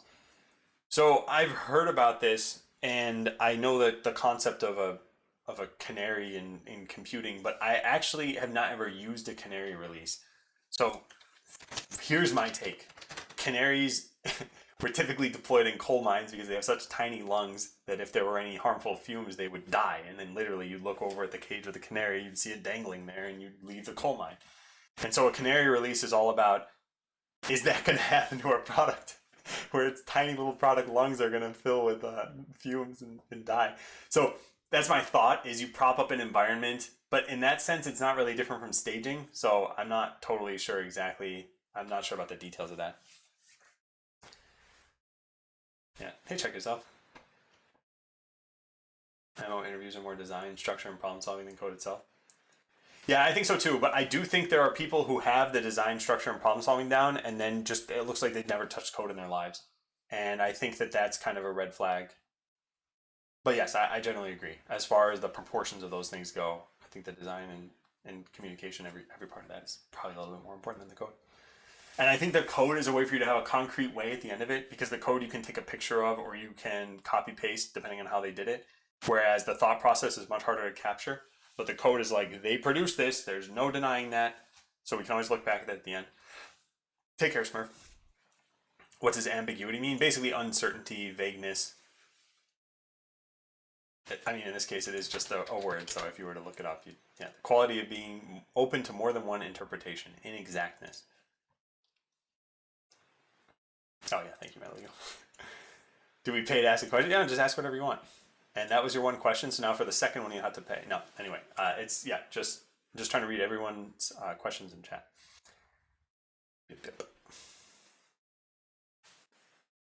It's so good. So you're saying I should have said the joke? Oh man, except for Sam. Sam doesn't agree. Yeah, maybe that's the problem. Say tanks. Hey, Pige, how do you become successful like me? Stream something that's not League of Legends.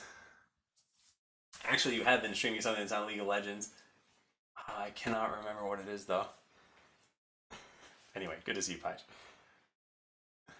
Yeah, I used to do that. Then I got a password manager. I just didn't know it was still there. It's probably not even a valid password anymore. Let's see. So here's Steven's questions. I've been applying a lot of places, and I think I'm finally getting some results. I have an offer from a late-stage startup, another from a big company, one more from government, and going through the process with SpaceX. My question is, how do you go about choosing your job? I'm worried about what to pick. Yeah, so here's where I think you are basically in like a knowledge-seeking phase. And the unfortunate part about this is that you have the resources, but you probably don't have the time. Because now you're talking to many companies, and probably some of them are going to start to exert some pressure. So what I would probably want to talk about is like, my biggest question would be, can I meet with either the hiring manager or someone on their team? And then if yes, of course, meet with them. And if no, then I would say, can I at least email them some questions? Then I would boil it down to whatever your most strongly decisive questions would be. And so I've got some of these. Let me see if I can find this really fast. Reviewing 2020. Give me a sec. I know for sure. Yeah, here they are. Okay, questions to ask a company. So if you type the notes command and go to MISC and then into engineering interview prep, because it's kind of hard to link to this, then you'll find this. And so these are the things that I thought were pretty helpful. And what I really like asking is things like, do you work later on weekends? How do you feel about your boss? How do you feel about the company? Where do you see investments? So I ask a ton of these kinds of questions. And that's what I think will maybe help you decide. But also you should probably read things on Glassdoor if you can. Glassdoor is a site for reading, I think they're anonymous, reviews of a company from what it's like to work there. And so if you read something like, oh man, I love what we're doing at SpaceX, but I just can't stop working 60 hours a week and I feel like there's that expectation. If that's a problem for you, then that can be a warning. You can start to look into those things. So yeah, this boils down to what you actually want out of a job.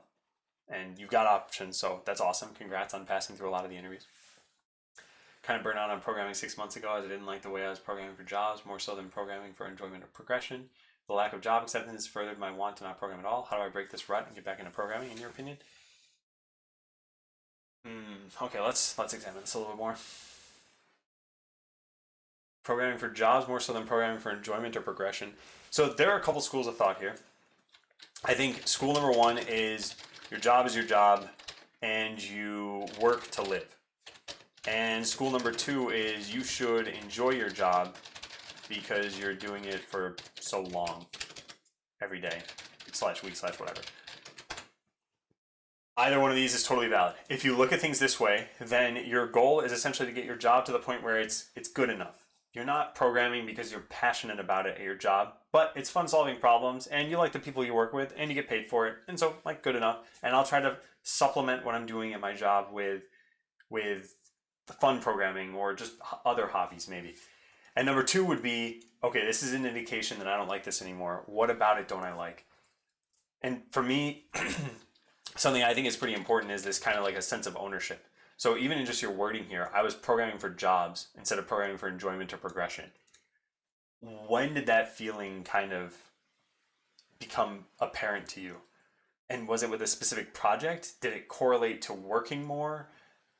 How did this play out? And so I would say, which school do you want to fit into here? And then yeah, it's basically, this is find coping mechanism, and this is figure out what went wrong. Those are the overall strategies.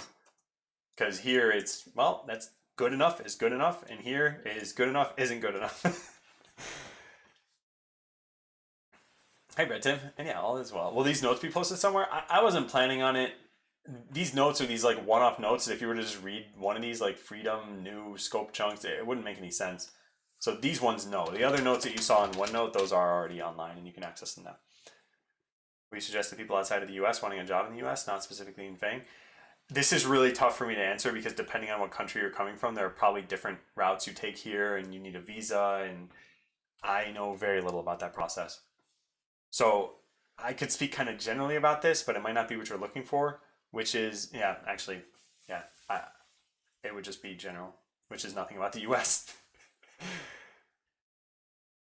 Yeah, I think you got to figure out the route it takes to get from your country to the U.S. So I would talk to other people who've been in that situation. I'm sorry, I just can't be helpful there. Yeah, yeah, Maybox is pretty much the same thing I was thinking.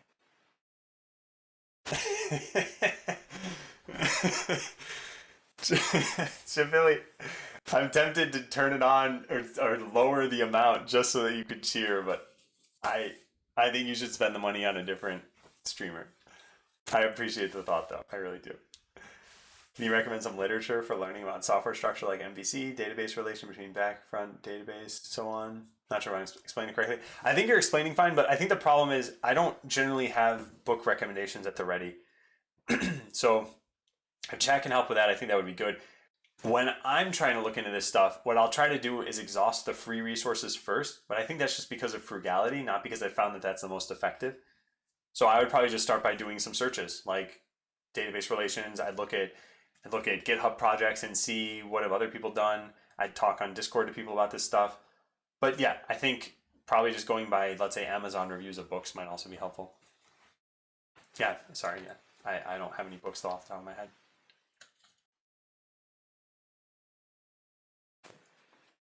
21 second year bachelor student working for nearly a year in the IT industry, 6 months as a back-end junior dev, writing intern services, not front-end with TypeScript and React.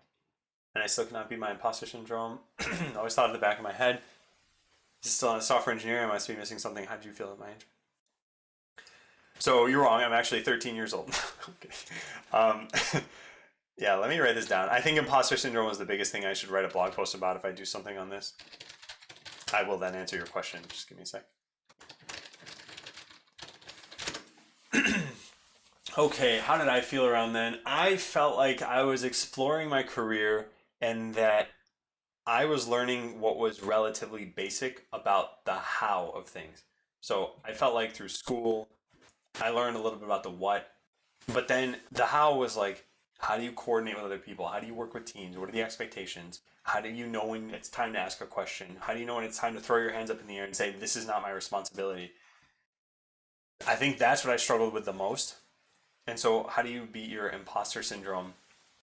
This is what I was saying I wanted to write a blog post on because I think in general it's internalizing your accomplishments. We talked about this a little bit, making sure that you know what your successes are and that you pat yourself on the back. You say like, I did a good job, I'm proud of this. And that you kind of try to shift negativity toward positivity a little bit. And we talked about this a little bit earlier. You can start like a gratitude journal or like a success journal and only focus on the positive stuff in there. Maybe try to write, actually, this is probably a pretty good strategy. Try to write like one thing a day that you did that you're proud of work wise. And only focus on the positive of that. In fact, I'm going to write this down for my eventual blog post. Proud of at work, even if it's just asking a question soon enough, something like that. Most of my company hires via referrals or fresh college grads. Yeah. Again, I think it's just different per company. How far behind am I? 11 minutes. Yeah. All my experience is applying for internships while currently being in school. Don't know how it works when you're applying for jobs. Let's see this. Oh yeah.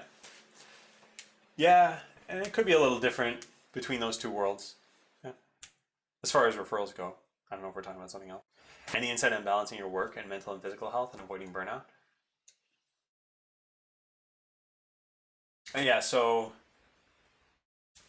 the way I look at this is everyone has a certain amount of energy or time they can expend before hitting like burnout territory. And so for one is know what that limit is. And you'll likely find out what it is because you'll cross it every once in a while and then realize like, oh, that was not good. Two is take time. So this generally means vacation, like mental health days, and just make sure you're pulling back enough. Work, I don't think should be your whole being. It's a part of us. We can't stop that. But if it's defining you, I think that's when it becomes problematic. And then the other thing about physical health, my take is generally like 3 times per week of exercising. of really anything you can try to fit in. And a lot of us are working from home. Maybe you can buy like a resistance band, and in between meetings or something, you can just do a little bit. And that way you're just making sure you're not living a totally sedentary lifestyle, sitting in a desk all day. So I think the balance means different things for different people, but in general, it's like you've gotta put this at the top of your importance. I think canary release is actually deployed. Oh, hey, QA. Deployed to prod, but only a small subset of people use it. Oh, okay, okay. So in my mind, it sounds like it's like A/B testing. Okay, and maybe it's not explicitly that, but yeah. You use Bing. Have you gotten a payout from them recently? Not recently, no. They've got. I mean, you can see at the top right how many points I have, and roughly it works out to. I always mess up the ability to do math in here, but I think it's 5,000 points is about $5. So I've got roughly like $20 here. So yeah, I don't know. I think it's pretty nice. Trick is to make new accounts so you don't have to pay. New accounts for what? Anyway, whatever it is, yeah, I probably shouldn't know about it. Hey, NSO. Yo, yes, you definitely should use a password manager. Oh man, that's one of the like greatest things I ever switched to using.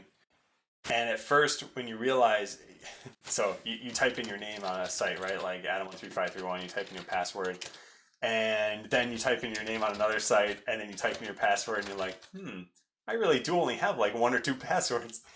Now that I've been using it for a long time, I don't know any of my passwords except for the password of the password manager and maybe like my email. And that's it. And then those are super complex passwords. So yes, I highly suggest using a password manager. They're not reliable. They got bought by some company. There's also news that they were removing negative reviews.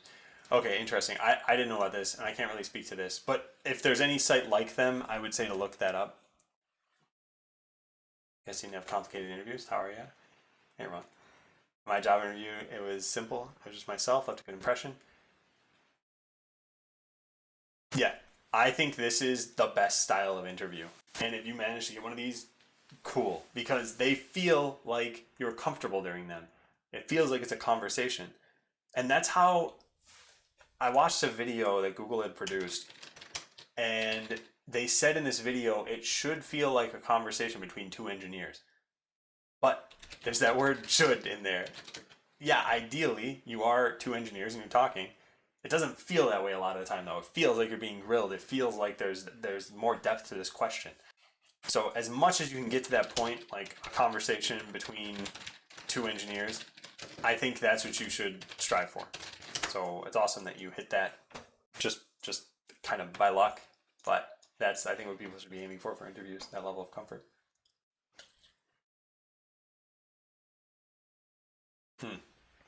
Yeah, okay. I didn't realize this is the definition of canary release. Yeah.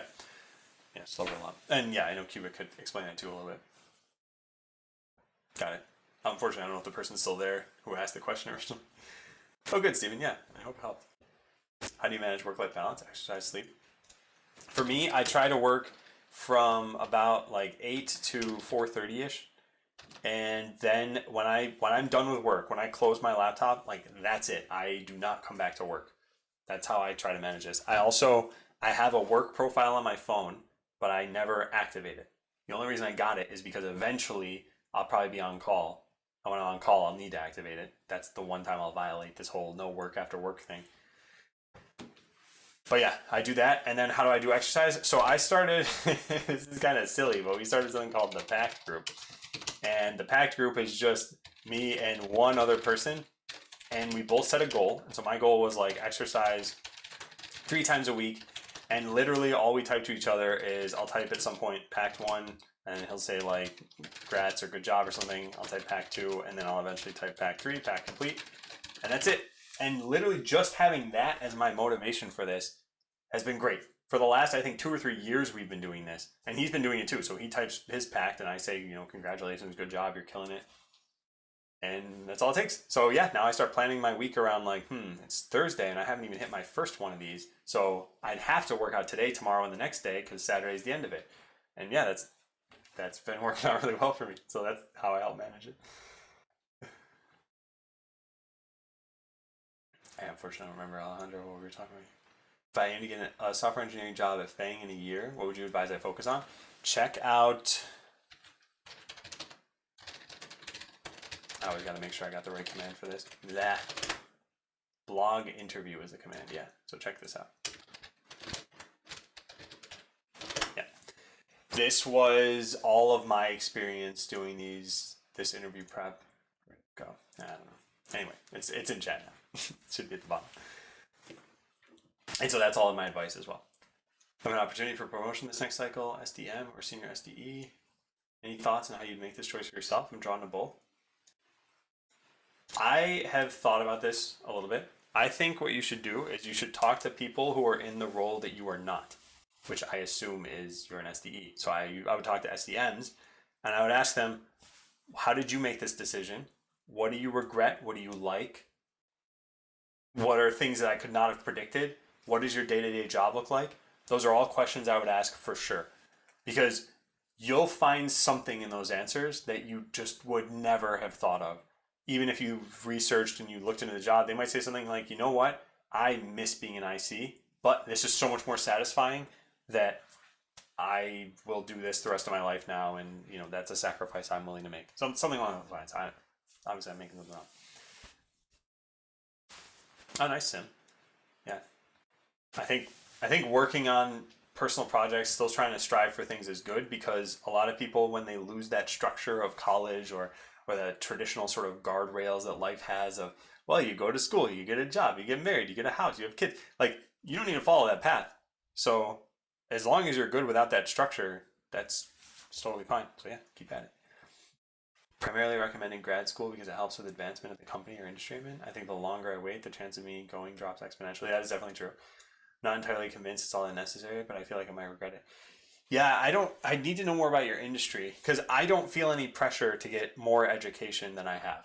I also think that the reason I don't feel that pressure is because I am learning a ton, like every week, month, year, that isn't necessarily what they teach at college, but that is still helpful for a job. So, yeah, I think this is tough. I wonder what your disengage plan could be. As in, let's say you started this and then realized, oh yeah, I was right. I'm overwhelmed. I don't think this is necessary. I don't like any of this. Could you just stop? Or is that a no-no? Are you going to get a slap on the wrist? Or is it more like you wasted our money? So I'd find out that too. Because basically, it's how do I reduce the risk of this move? And one way is to test it. One way is to go all in on testing it. So to test it with just a course versus test it by like disengaging later. Another is to find out how necessary it would be. Would you be comfortable with not having maybe these same opportunities 10 years from now? Would that then spur you into going? All of these are some tough considerations. But it's about having as much as much visible in that equation as you can. Yeah. This is such good advice. Seriously. I used to go to the gym back before COVID. Otherwise, I wouldn't say used to. But when I would go to the gym every once in a while, I'm like, oh, man, that didn't feel quite right, that rep I just did. But I should probably finish anyway. At some point, I finally realized, like, that feeling was my body trying to tell me, don't do that. And you can only be reminded so many times before your body was like, now I have to use the past tense. You shouldn't have done that. And now it's too late.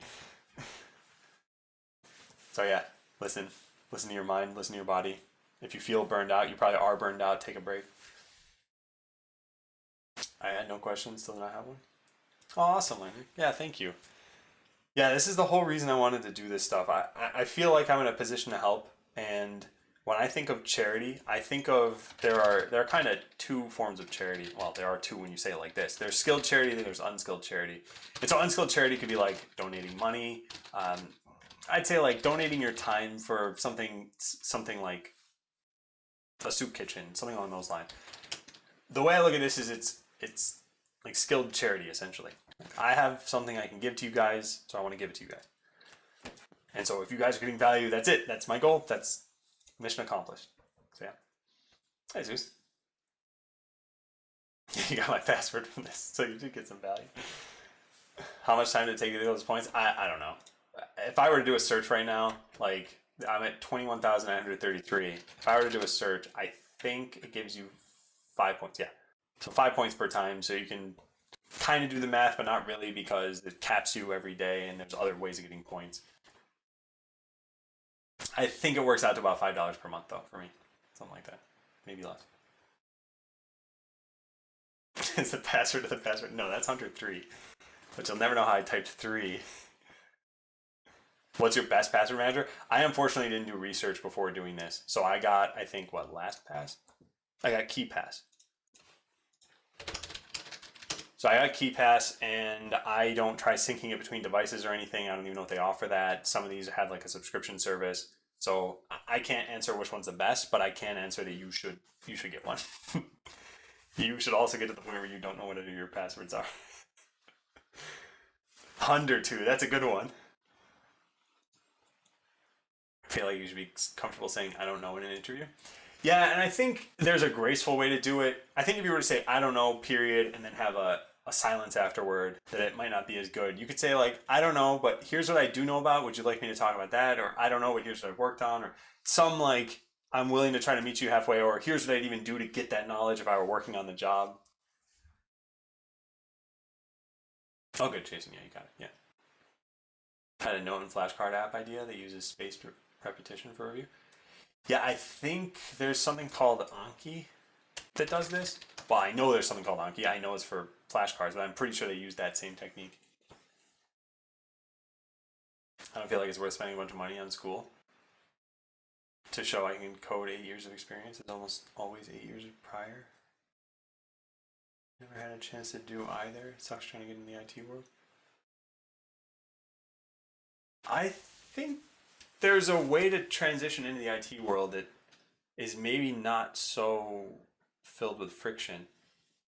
And I think it's the same process that people who are already in that world would apply, which is make a resume, make a portfolio, apply to places, do mock interviews, see what feedback you get. Yeah. But I think it's all about the drive. How much do you want that thing? How much are you willing to put up with? We've heard some stories in chat today about people who said it's been a rough 6 months. They've been looking for jobs. It's hard to keep your chin up and keep at it. Yeah. Time, talent, treasures. Huh. I don't think I've heard that before. Time, talent, treasures. Yeah. The treasures part I was totally omitting. I'm guessing that refers to more like things you can give, tangible things you can give. Maybe when that's bathwater. I'm learning Python and deep learning. Should I go for jQuery? These are very different technologies you've talked about. Python and jQuery I generally don't associate, even though I guess you could host a web page that has jQuery on it. And deep learning is something I would definitely not talk about with jQuery. I don't see jQuery having too much relevance today. I think frameworks, JavaScript, web development, everything has gotten to the point where jQuery was originally to massage out all the differences between browsers and environments, and it's probably still used in some extent somehow, somewhere, but like I wouldn't focus on that. Where can I get to know more about those points so I don't ask too much? What points? And you don't have to worry about asking too much. I don't mind. The way I look at this is if I'm going to make this an every other Saturday thing, eventually I should produce all these resources in between the streams. Like people have talked a lot about imposter syndrome. I need to make a blog post on imposter syndrome. That way I can point people to this and then just keep editing that and refining it. Although I guess eventually my goal is to do what? To get to the point where I'm just linking people things for all this? I don't know. But yeah, don't worry about asking duplicate questions. However, I will also say this. I wanted to stream for about 3 hours and we are at the 3 hour, 13 minute mark. So I'm going to say we'll do another like, I don't know, kind of 10 minutes of questions. So probably get your final questions in now, folks. Hey, Blue Horse. Like local key pass, no browser extensions? Yeah, I don't use browser extensions. I just copy paste them in. Am I working on any cool side projects? Yeah, I mentioned this. I'm working on a fiction comedy novel. It's not a programming project, but it's a lot of fun. I'm really enjoying it. Migrating password manager shouldn't be too bad because the worst case scenario, let's say you had 100 passwords, you'd have to do like 100 copy paste or something, I guess. And then you're just done. There's no formatting or anything, hopefully. But that does still suck, I know. It's just, it is friction.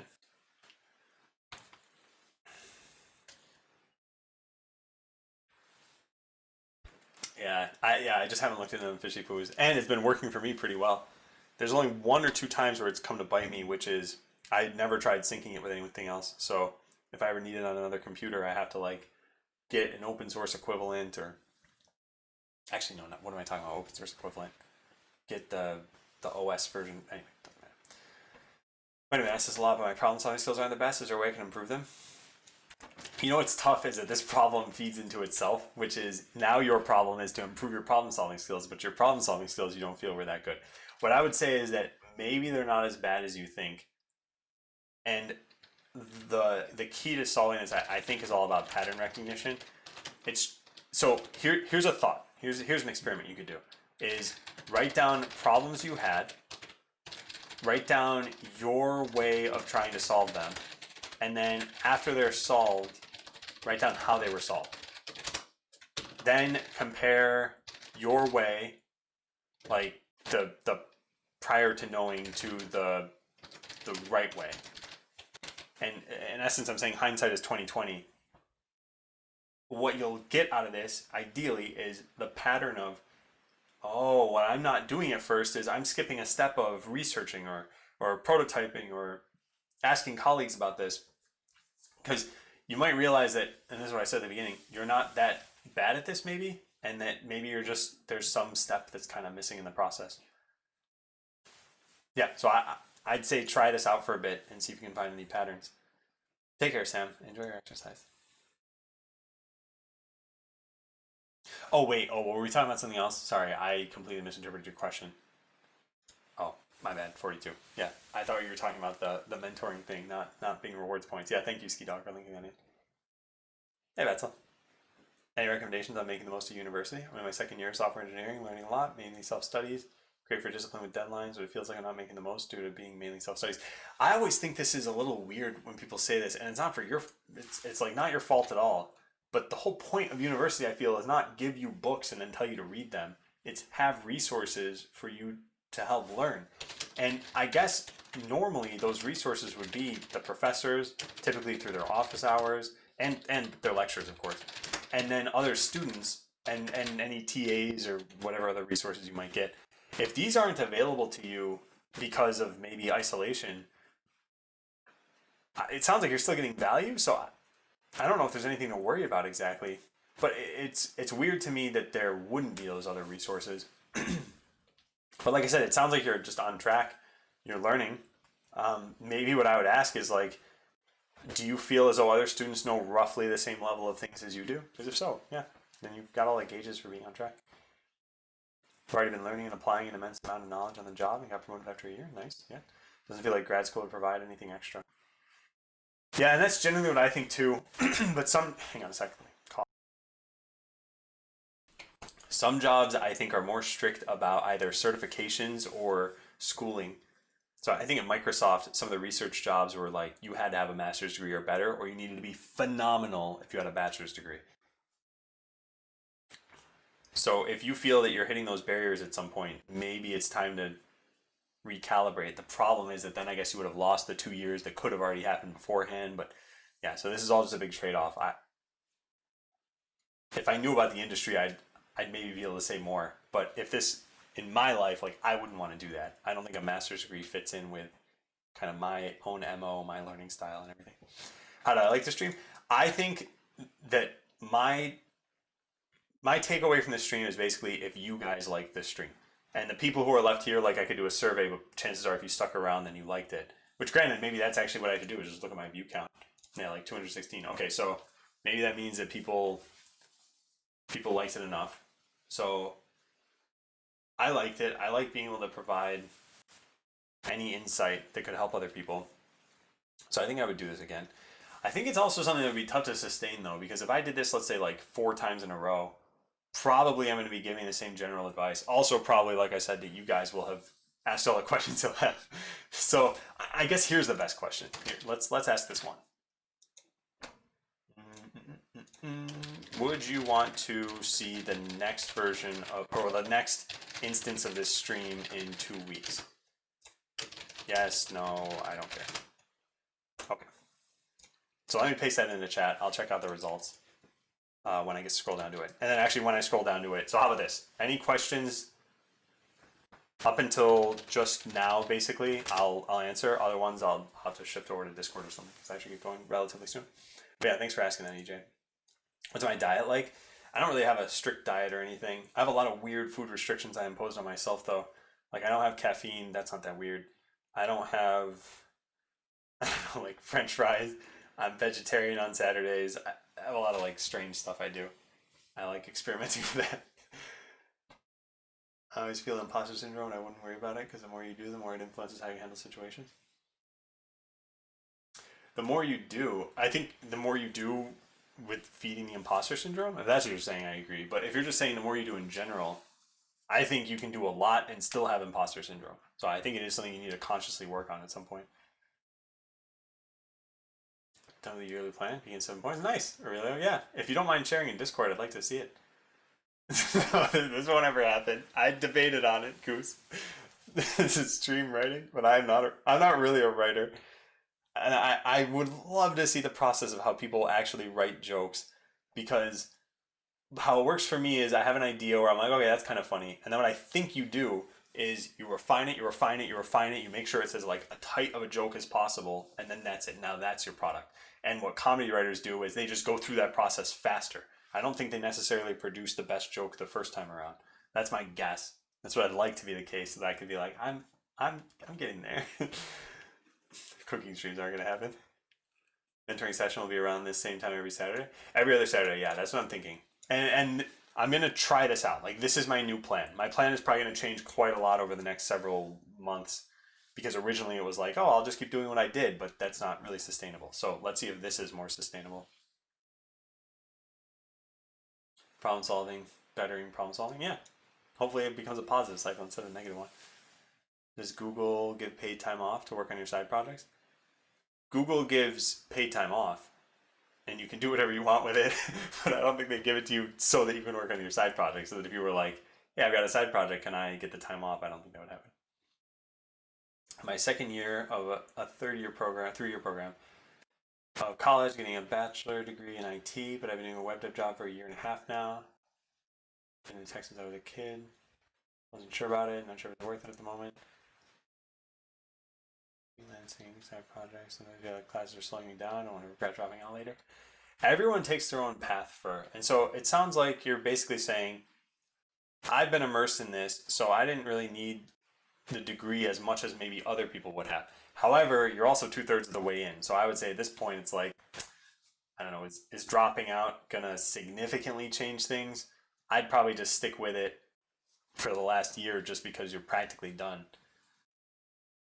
But it's definitely up to you. I don't think you'd regret it necessarily in the end either way. So it's basically like you could take either path right now. Are you having any fun with your college that you're doing? It's not costing you any money, so like there's no reason not to stay. Especially because if you move later to a country where it does cost money, you might not want to spend that money. I'm glad you liked it, Goofy. Yeah.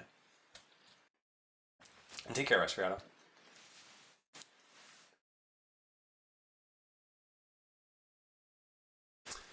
Thank you too for joining, Nico. Yeah, I know we're kind of winding down now. It's only for MSR. For regular SDEs, you don't need a degree. Yeah. That part, yeah, I totally agree with. But yeah, MSR, I think had some requirements. And I guess my point with that was basically there have got to be other jobs out there where they say, oh, hey, you want to get into making a rocket ship at SpaceX? Like, we only let these people do that. The people with master's degrees or the people with doctorates. We don't let your average Joe do it. I don't know. I'm making something up, but I know some jobs have that. Oh, cool. Goofy, yeah. Thank you. Okay, so let's look at the results from this. Would you guys want to do this again at some point? Okay. So there were no no's, which I guess I wouldn't have really expected if, like I said, people stuck around. This has sampling bias because I'm only asking the people who are still here at the end of a stream. But yeah, thank you guys for answering that. If you're engaged enough to click on the survey, you'll probably hit yes.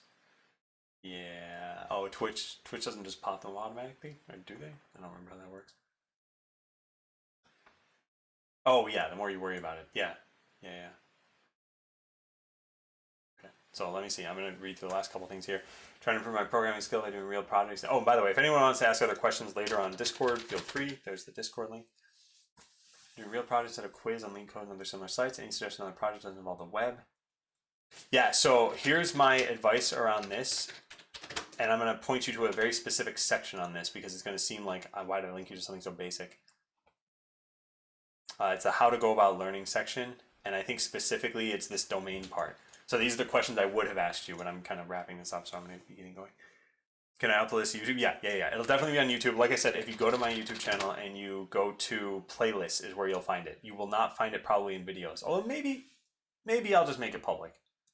Yeah, in fact, let me write myself a note. I'll just make it public. Make the newest video public. Okay. Yeah, so you can just go to the YouTube channel. And I think YouTube is a command on here, right? Yeah. I'm glad. Check yourself. Yeah. Yeah, it'll definitely be available tomorrow or the day after. It can't be today, just so you guys know, because I have a contract with Twitch where it has to be exclusive to Twitch for 24 hours. Yeah, I finally caught up to chat. Following pops up using Twitch TV. Okay, yeah. They have their own thing.